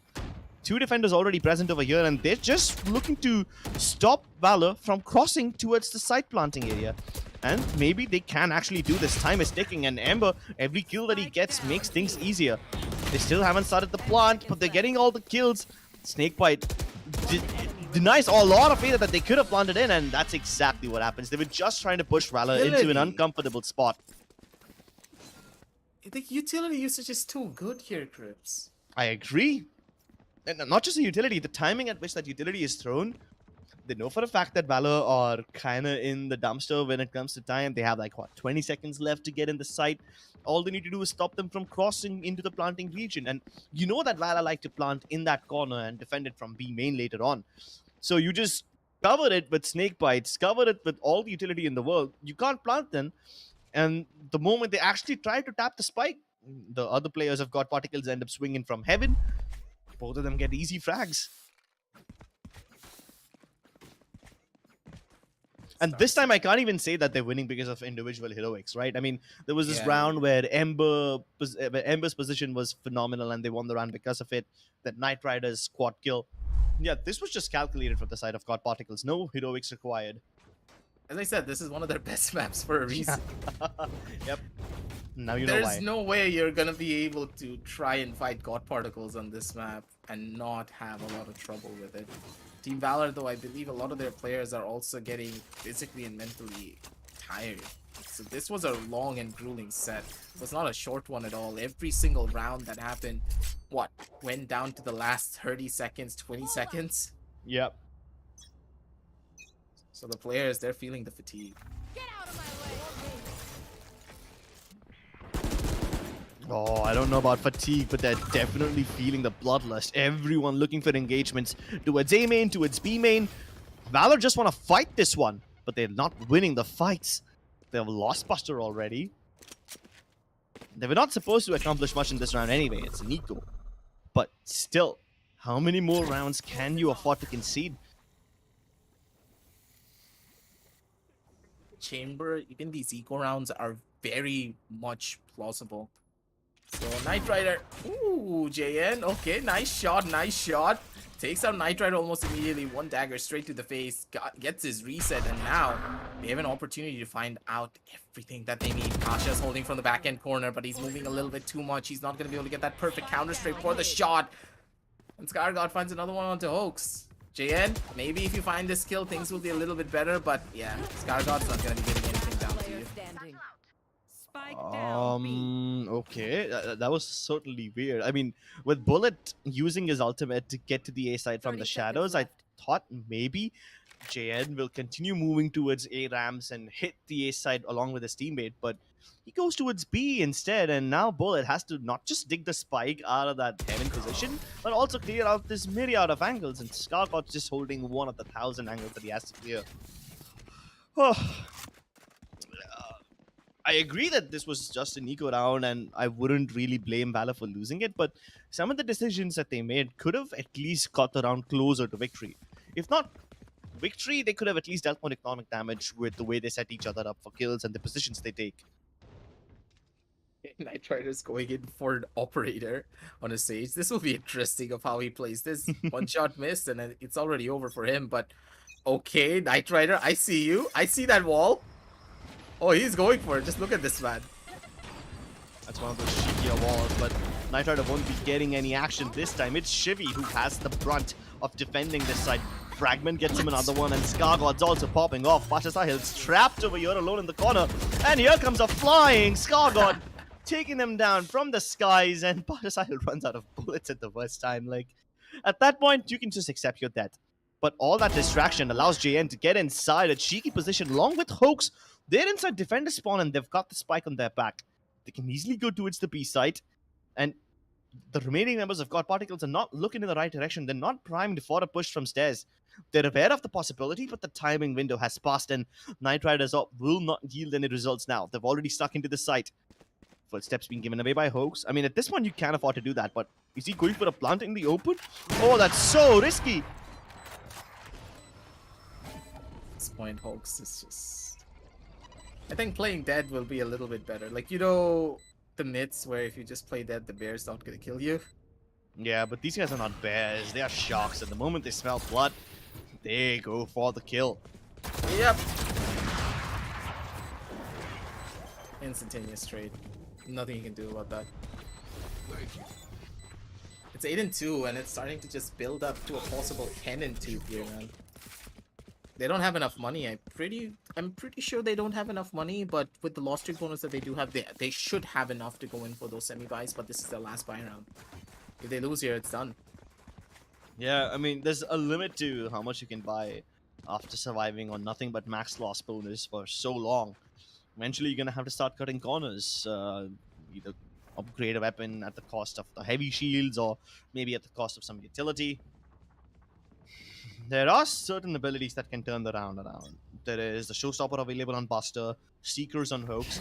You can use that to initiate and maybe get control of a site, but with the 0 point from Shivy getting them every single time, they're just afraid that the utility will be going to waste.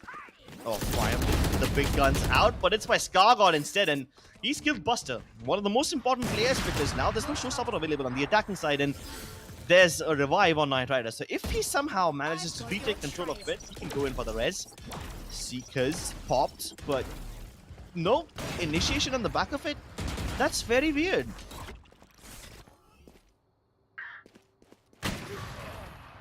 What? Okay, ladies and gentlemen, back at home, you're probably telling us, what are these casters doing? Why are they so shocked? Because this is not how Team Valor plays. Yeah, this is not very unlike This them, is not isn't it? this. It just doesn't process in our brains that they're playing like this, because we have seen this team from the very start, and they have never been this uncoordinated. Oh, but Finally, maybe we're there's seeing the hope. coordination on this level. Maybe they're gonna be able to turn things around, and Knight Rider 30 is the seconds last left. player remaining. Finally, we're seeing the glimpses of what it really means. Oh, but this is bad. If he gets that revive on the Scargod, there's nothing that the other members of Valor can do to stop this. It's got the op too. Oak's in a prime position. Bullet and him need to swing out at the right time, and there's only one smoke in between all these players. Somehow Bullet finds the kill and Hoax finds the timing. Whew. Yeah, I mean, it was a bit sweaty, but Valor were able to Last win that round. in the half. But there was some very questionable decisions in this round now, weren't they? The loss on mid early on, then Pasha Sahil dying towards A main while his teammates are already committing to the B side.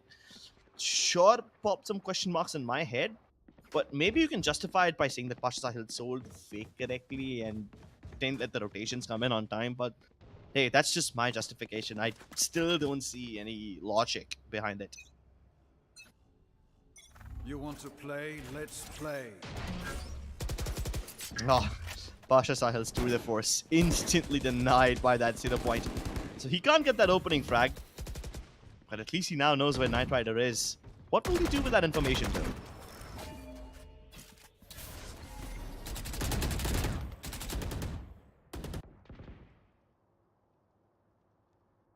Team Valor still playing so passively.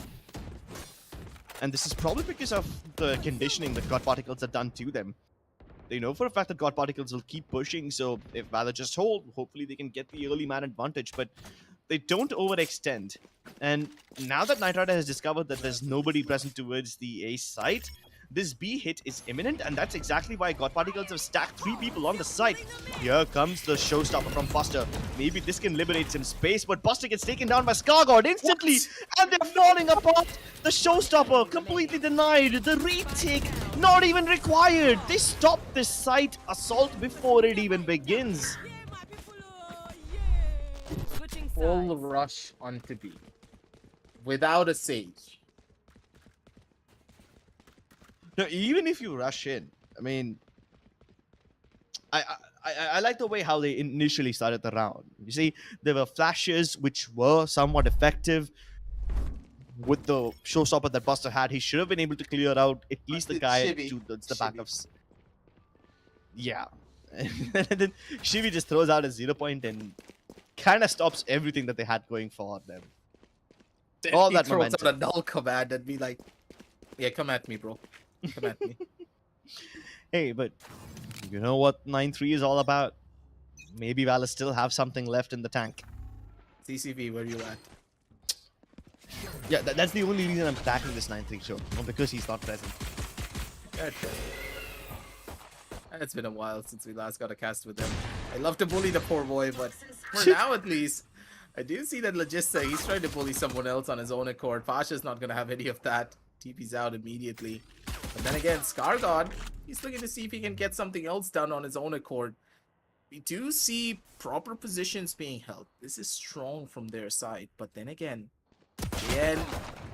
he needs to try and find a kill, but Shivi just casually runs straight up, finds 1 kill, and Buster's not even holding the proper angle. What just happened? Pasha Sahil has to swing out because of the paint shell. At least he's able to get a frag and maybe even another one? What? Wait, what? Enemy remaining. This has turned so heavily. I never thought that Pasha Sahil will be so relevant in this position. I thought he was dead because he's all alone, no backup. But he gets 2, and now Logista's the one who's on the back foot. He knows where the chamber is, but doesn't have any information on the other 2 players, and time is ticking out. He needs to make a 30 move, seconds and left. Pasha Sahil is just not simply giving him any duels to work with. He's waiting alongside his teammates, and now he teleports towards screens. Just toying around with his spray. Pasha's freebie for him. Pasha, you should have died. But somehow he still stays alive at the very end and just gets the final couple of frags to work with.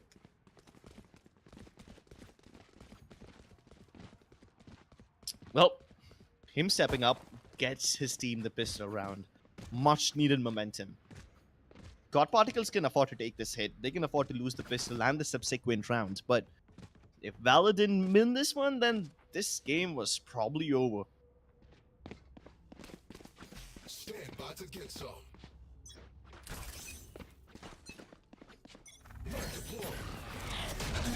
They're suppressed.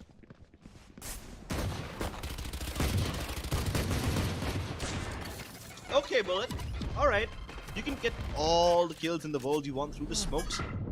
I don't know, I'm pushing even further back.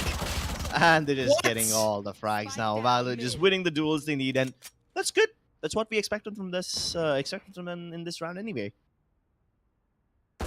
looking that good for them, and hey, is it really the end of the world? Not really, because it was an equal round for them. Bullet, he's looking for one more, just as though he just has the better sheriff skin in his hand.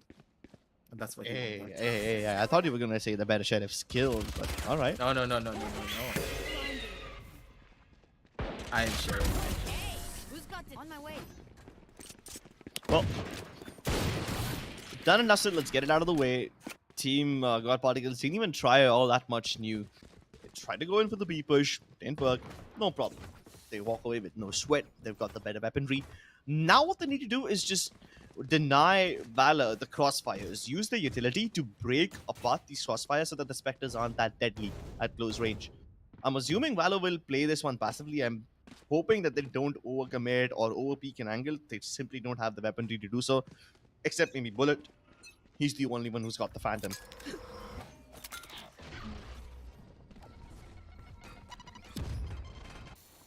That would have been a deadly combination, you know? The Gravity Well along with the Paint Shell. Easy to clear out Mail with that, but nobody from Valor holding that angle. JN though, feeling a little adventurous to its A main. And Buster's adventures will be cut short on mid. Now the avenues of entry open up. Plenty of options available for God Particles. How do they go ahead with this? They've got the spike in vents. Everyone else making presence towards B Heaven. They're just trying to keep their options open. They're just hoping that they don't run into a stack from Team Valor or some trap like that. So they're just being very careful, prodding everything before they actually commit. Smart, because even though they are on these eco weapons, you have to remember that they are still as deadly as they can be. But Shivy, when it comes down to his crosshair placement, this guy just does not miss. Using the spear weaponry does he have, swings out immediately, gets a one tap. Oh my god, he deals all the damage in the entire world. Holtz is gonna be able to find out one, but immediately gets traded out by Logista. And with that, poor old Bullet, he has a dream. He has a dream that he wants to make us believe. But maybe in another life, not this life. Yeah. Knight Rider cuts his dream shots, wakes him up from his slumber. Wake up! So, yeah. I mean... You know the meme, right? Yeah. I mean, there's so many. There's a Linkin Park meme, there's a Green Day meme, there's even Evangelion memes. Oh, wait. I gotta to wake send you the meme. Just to give you a little bit of a reference. It's a GIF, so you can easily understand it. But keep going. I am a little concerned now. Mixed buy on the side of Team Valor. You have an AWP on JN, but then on the other hand, you have a Spectre on Bullet. So I just think that they're throwing in everything they've got, every single penny that they have, hoping that throwing money at the problem solves it. But is that gonna help them? Nah, not seemingly so. Hoke said so. They have no Seekers available, and those Seekers would have been very important to determine where God Particles are about to hit, because they've shown presence everywhere. Bullet. Okay, I'm kind of concerned about this one. They're about to peek him at the same time, and he can't even teleport back to safety. Here comes Skargod jumping across. Oh, but the spike's been dropped. That's still okay. He only killed Shivy, and Shivy can be revived like this. This is bad. Yeah, they're missing shots. And now it's all up to Knight Rider. There's nothing that he can do. Logista's holding from the top, and they know his exact position. There's no way they're going to be able to drop this one, right? Jane's holding from the top side. But now they know, right? They should. And Jane's going to be able to fight the final frag. It feels as though finally the attacking side is where the kryptonite lies for the members of God Particles. Again, the composition that they do have is very heavily favoring the side of defense, but as soon as they move over to the attack, now more than ever, the attacking side is a lot more weaker because of how detrimental Astra utility is. You cannot get a lot of value out of the Astra utility unless you know exactly how you want to execute the side, and if it doesn't go the way that you planned, there's no such thing as a mid-round cleanup. There's no way you can switch out your strategies midway. If you're gonna commit the Astra utility, then you know for a fact you need to enter that site. There's no in-betweens. Another part about God Particles lineup is that the double controller is supposed to give them a lot more freedom, right? It's supposed to keep things fresh.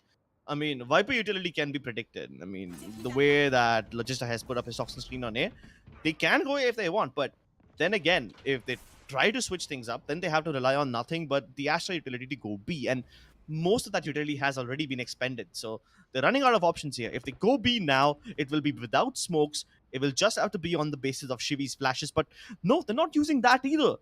Are they really going to go for a contact play against a team like Valor? That might not work for them. But the moment I say that, they get all the kills. So hoping that the contact play continues.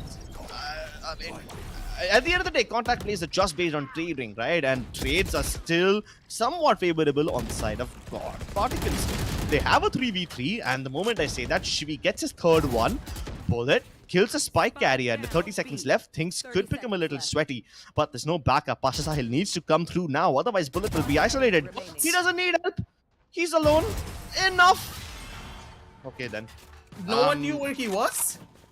I mean, they didn't know. I just don't understand how they didn't pick him together. He's been shooting bullets from that angle for how long? And that too all by himself. I mean, I understand that the remaining members of God Particles are checking the remaining angles because they want to make sure that he doesn't have a crossfire with Pasha Sahil or something like that. But Pasha Sahil was nowhere close to the picture.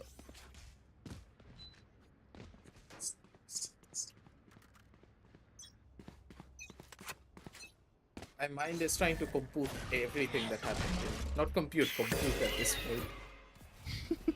point. Okay. I agree. I mean, given the fact that they have a double cut. Oh, that's no. just unfortunate. That is... Hey, at least he got what he came for. He got his showstopper ready with that. Destroyed. But yeah, he was preparing himself for the next round. for the next round, I agree. But yeah, considering that this double controller setup usually indicates that God Particles will try to go for a lot more fakes, a lot more slow setups. They're playing a lot faster than I thought they would be playing. And it's not working for them. They can take a step back and take a chill pill. Hope that they're able to bamboozle Team Valor, because if they just go in for brute force pushes, then Valor also have plenty of firepower to fight back. It's not looking that good for them just yet here. But it's okay. 10 and 8, it's a flawless round for the side of Team Valor. They can just brush it off and be like, hey, it's alright. We lost that on a couple of rounds. But now that we are back in the group once again, now that we have our buys one more time, let's try and win everything out here and right now. Okay. Crips, I'm gonna ask you, now that JN has his operator in his hand, this double controller setup is a lot more problematic because this operator can get value, but at the same time, if they use their utility in a little bit of a different light, maybe things will be a lot more better.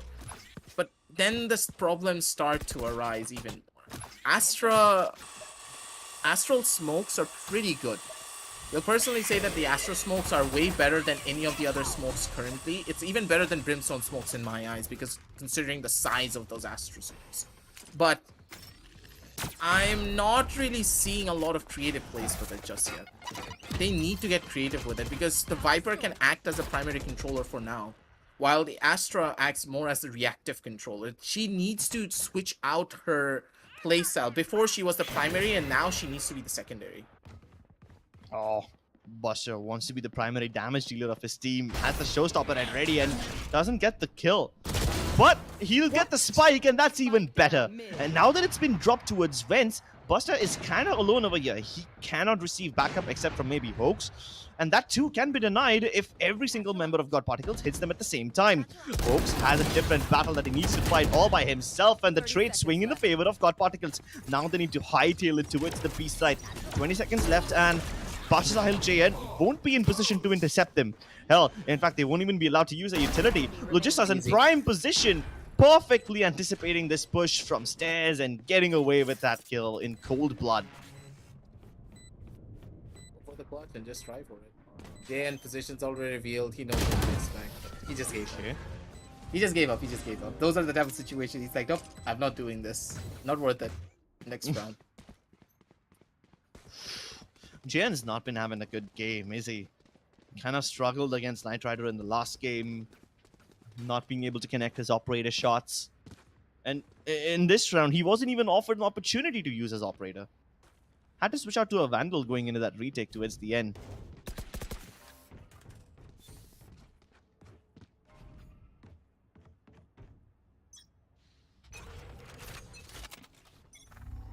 Yeah, maybe we finally get to see some aggressive optic from him. JN and Buster holding the cross on mid, playing contact for each other.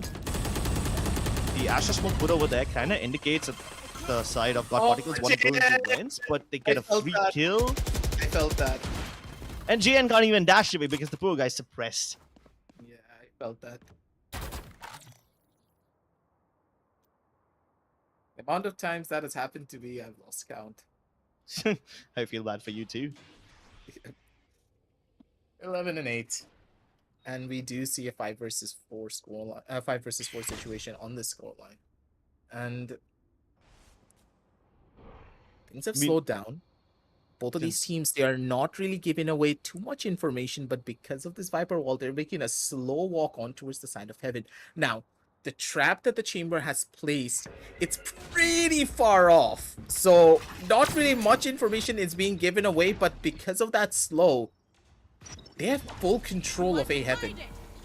And they can start rushing into a side, or they could head on down over to B, but they're going in for a pincer strat. One person from the side of heaven, one person from the side of main, 2% from the other end. But here comes Pasha with a difference maker play of his own. 3 versus 3. Pasha's gonna be able to equalize. And now Bullet's already here to give the backup, but still the shots are not landing. Buster, he needs to be careful. Which side are you gonna run? Which side are you gonna hide? Absolutely nowhere, because Night Rider and Chibi, they have your phone numbers. They're gonna call you up, and they're gonna be the ones to send you back home. 12-8. Yeah, It's already done. Buster was Something the happened one. on towards the side of mid. I think we missed something there. A little bit of a funny. Yeah, I mean, Buster called for backup over there. Bullet arrived, heals first, and it still wasn't good enough. The amount of angles that God Particles had control of were just simply too many. Did Buster just use a satchel for nothing? Thought he was going to go for an aggressive mid push along with JN, and that is what they're going for. Okay. Get away with murder? No trades from the side of God Particles yet. How can they trade? They've been smoked off. Aggressive usage of dark cover by Bullet, and hey, Valor are hitting all their shots. They win duels towards mid, they win duels towards B main. Maybe this is what they needed.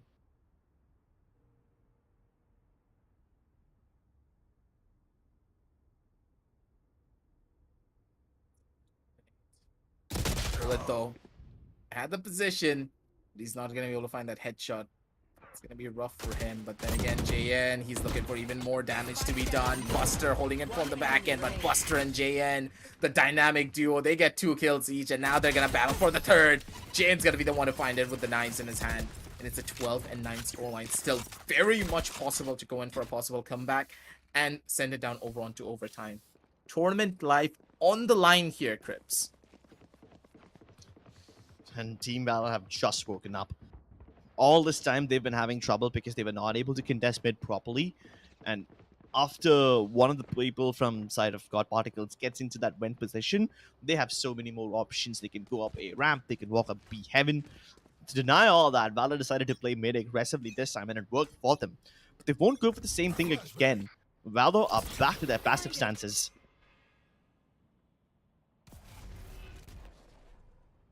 How long are they going to be able to hold this stance is the real question. Yeah, Skargot, he knows this time. He's not going to be risking it. Again? God damn it. I think I always speak a little bit too soon there. And then like, oh, Skargot actually learned his lesson. Nope. He's just lining them up, mowing them down.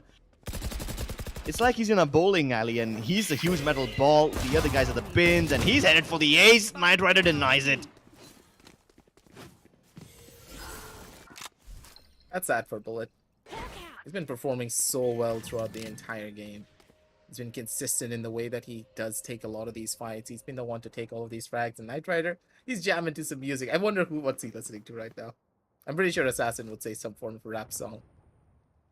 I don't know, Knight Rider doesn't seem like the kind of guy who listens to rap. Seems more like a Bollywood guy. I could be wrong. I don't know him personally that way. You could ask him. But let's just see how it all plans out. 12-10. Things are a lot more stable, I would say. Both of these teams have now settled themselves in, and they've reset themselves pretty well. But Knight Rider going in for an attacker-sided op once again on a Sage. on a stage of all I don't know. chapters. I don't know how I feel about this, but hey, it's Knight Rider. We believe in him, right? We do. We absolutely do. Flash towards the top of heaven, and here comes Gargot with Blitzkrieg speed. He somehow killed JN with a boombot of all weapons. Passes looking to wrap around from ramp. Not gonna be successful. Knight Rider? Knight Rider, like up close and personal, executes him with that op. And Buster, poor Okay, guy. it's falling apart. And I don't think they can recover it in time. The Seekers discover every position, but what will that accomplish? Yeah, it's done. Well, I think that at the very end, it just took a really fast rush. And as soon as they got the rush done, it was already over. And Honestly yeah, speaking, it was just a flash throw on towards heaven, throw a fragment on towards the back of side corner, and then hold W until someone dies. yeah, or someone walks into the showstopper. Plus, Valor have had this problem where they peek out of the smokes quite often. Not just on Split, it was happening on Haven as well, and they were kind of counting on that mistake. They were hoping that somebody would swing out of a Heaven smoke, or maybe come towards rafters or something, and that's exactly what Buster did. He fell for the trap. Let's settle down over to the match highlights so we can exactly see what went wrong for Team Valor. But personally, I would say that it was just a compositional disadvantage right off the get-go. I personally don't like the fact that they went for a double duelist setup for the map of Split. That's my own personal opinion. I like the idea of the chamber. I like the fact that they went in for the raise, but the thing with the Jet and Sky combination is that Sky's no longer as prevalent against the double controller setup. It just doesn't work. You need a breach if you want to make good use out of all of the utility that could be coming in from Hoax. Sorry, all of the different types of mobility options that Jane has in his arsenal. Jane was performing pretty well. Like, he was hitting his shots, he was consistent all around, but it's just not enough. He needed support, and there was not enough support being given by this guy. A breach, on the other hand, could have worked wonders for them. And God Particles, they just took advantage of the composition that they had. And I am surprised at how they even did it, because Astra is horrendous to play, but somehow Ember is always able to make things work. Yeah, and it was so surprising that they weren't using Astra the intended way. I mean, you pointed out that it's supposed to be the secondary controller, but they're Yeah. using the Astra smokes to take control of mid actively, and then they're relying on the Viper utility to do whatever they require to do in the site itself. But yeah, sometimes the Valor members were able to boil out all the utility from the Astra and the Raze, and when God Particles have nothing left in the tank, that's when Valor hit. That's how they were able to win the rounds that they did win, which weren't a lot, honestly, in the first half. Whatever happened towards the tail end of the game in the second half. That's when Team Valor actually started to hit back. And I think a part of the reason why they were able to do so is because of individual heroics from players like Pasha Sahil defending the A side so well in the pistol and then carrying that momentum forward. Every time Team Valor found themselves stuck or in a corner, they chose violence as the route out. And I can't complain if it works. That's how it should be at all moments. Feels like Team God Particles, they just had the better solid game plan in comparison to Team Valor. Team Valor, I believe they were still trying out the strategy. They haven't really, put it through the test just yet. While God Particles, they were just playing what they always played. And they were able to rise up to the challenge and just be able to use it to the best of their own abilities. Bullet, though, was an absolute menace on this B side, being a thorn on their sides every single time we saw an execution coming out from God Particles. But it just wasn't enough. It was a little bit too little too late. They lost way too many rounds on the side of defense, and that's one of the main reasons why they took a massive L when it came down over onto the second half. Looking at the scoreboard, though, Scargod, beautifully done on the race. 22 kills, 309 ACS. Bullet on the other side with 15 kills, 206 ACS. Both of the fraggers, they did what they could. Everyone performed across the board, but God Particles, they were just a lot more consistent in the way they were closing out on a lot of those rounds. And that's why they won. They showcased their experience on center for a stage.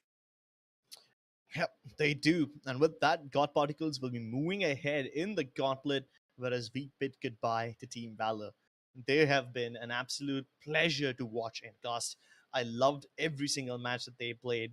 And even if they went out early, they went down swinging. And we hope that they can come back in the next season and do wonders. But for now, God Particles will venture ahead in the tournament, and they are able to win this game against Team Valor. All those scorelines were pretty close, even though the starts of some of these maps were really one-sided. Like we had an 8-0 start on Fracture, we had a massive 9-3 start on Split. The scorelines towards the end were somewhat fair. It was quite competitive. It's competitive, but at the same time, did it feel competitive? Like the scoreline? Can you personally That's up say for that? debate. Yeah, Yeah, that's up for debate. Up for debate. Exactly. I didn't get the feeling that this was a really close game. They needed to showcase a lot more for me to go that far. So for now, I'm gonna say Team Valor, you did what you could throughout this entire 4 seasons that we had for the TC Gauntlet. They were always the ones to be consistent, make it over onto playoffs, and just have that opportunity to go over to that next stage. But as we head on down over to the brackets, we're gonna bid them goodbye for the last time because it's the final season of the TC Gauntlet. There is no more consolation prize for them that they can just play in the next season and come on back stronger there. It's over. I mean, they can still play in all the other tournaments that we will be holding. yeah, if they not Gauntlet. can come there, but it's not the Gauntlet anymore, man. You can't lift up that trophy. Yeah, the Gauntlet slipped out of their hands. God Particles move forward in It's the like tournament. Like Thanos. I mean, all they need is a snap sometimes to wreck someone's head. Up next, God Particles. They have the lower end journey, lower bracket journey, and they still have a long way to go before they get to the lower bracket finals. And if they do manage to get there, they have a chance at redeeming themselves. But for now, the journey is still pretty tough. Although this isn't the end of the Gauntlet, ladies and gentlemen, we're going to have some amazing Valorant action for you tomorrow as well. Same time, same place, tune in at 7 p.m. And we're going to have some banger Valorant teams duking it out for a shot at the Gauntlet trophy. Before we sign off, please show some love to our lovely sponsors, LG Ultragear, Intel, Crucial, and 656. Follow the hashtag Game with Intel, and remember that they provide the best gaming value by providing the best overall gaming experience. So check out their products, and we'll see you soon again tomorrow. For now, good night, and have a safe day.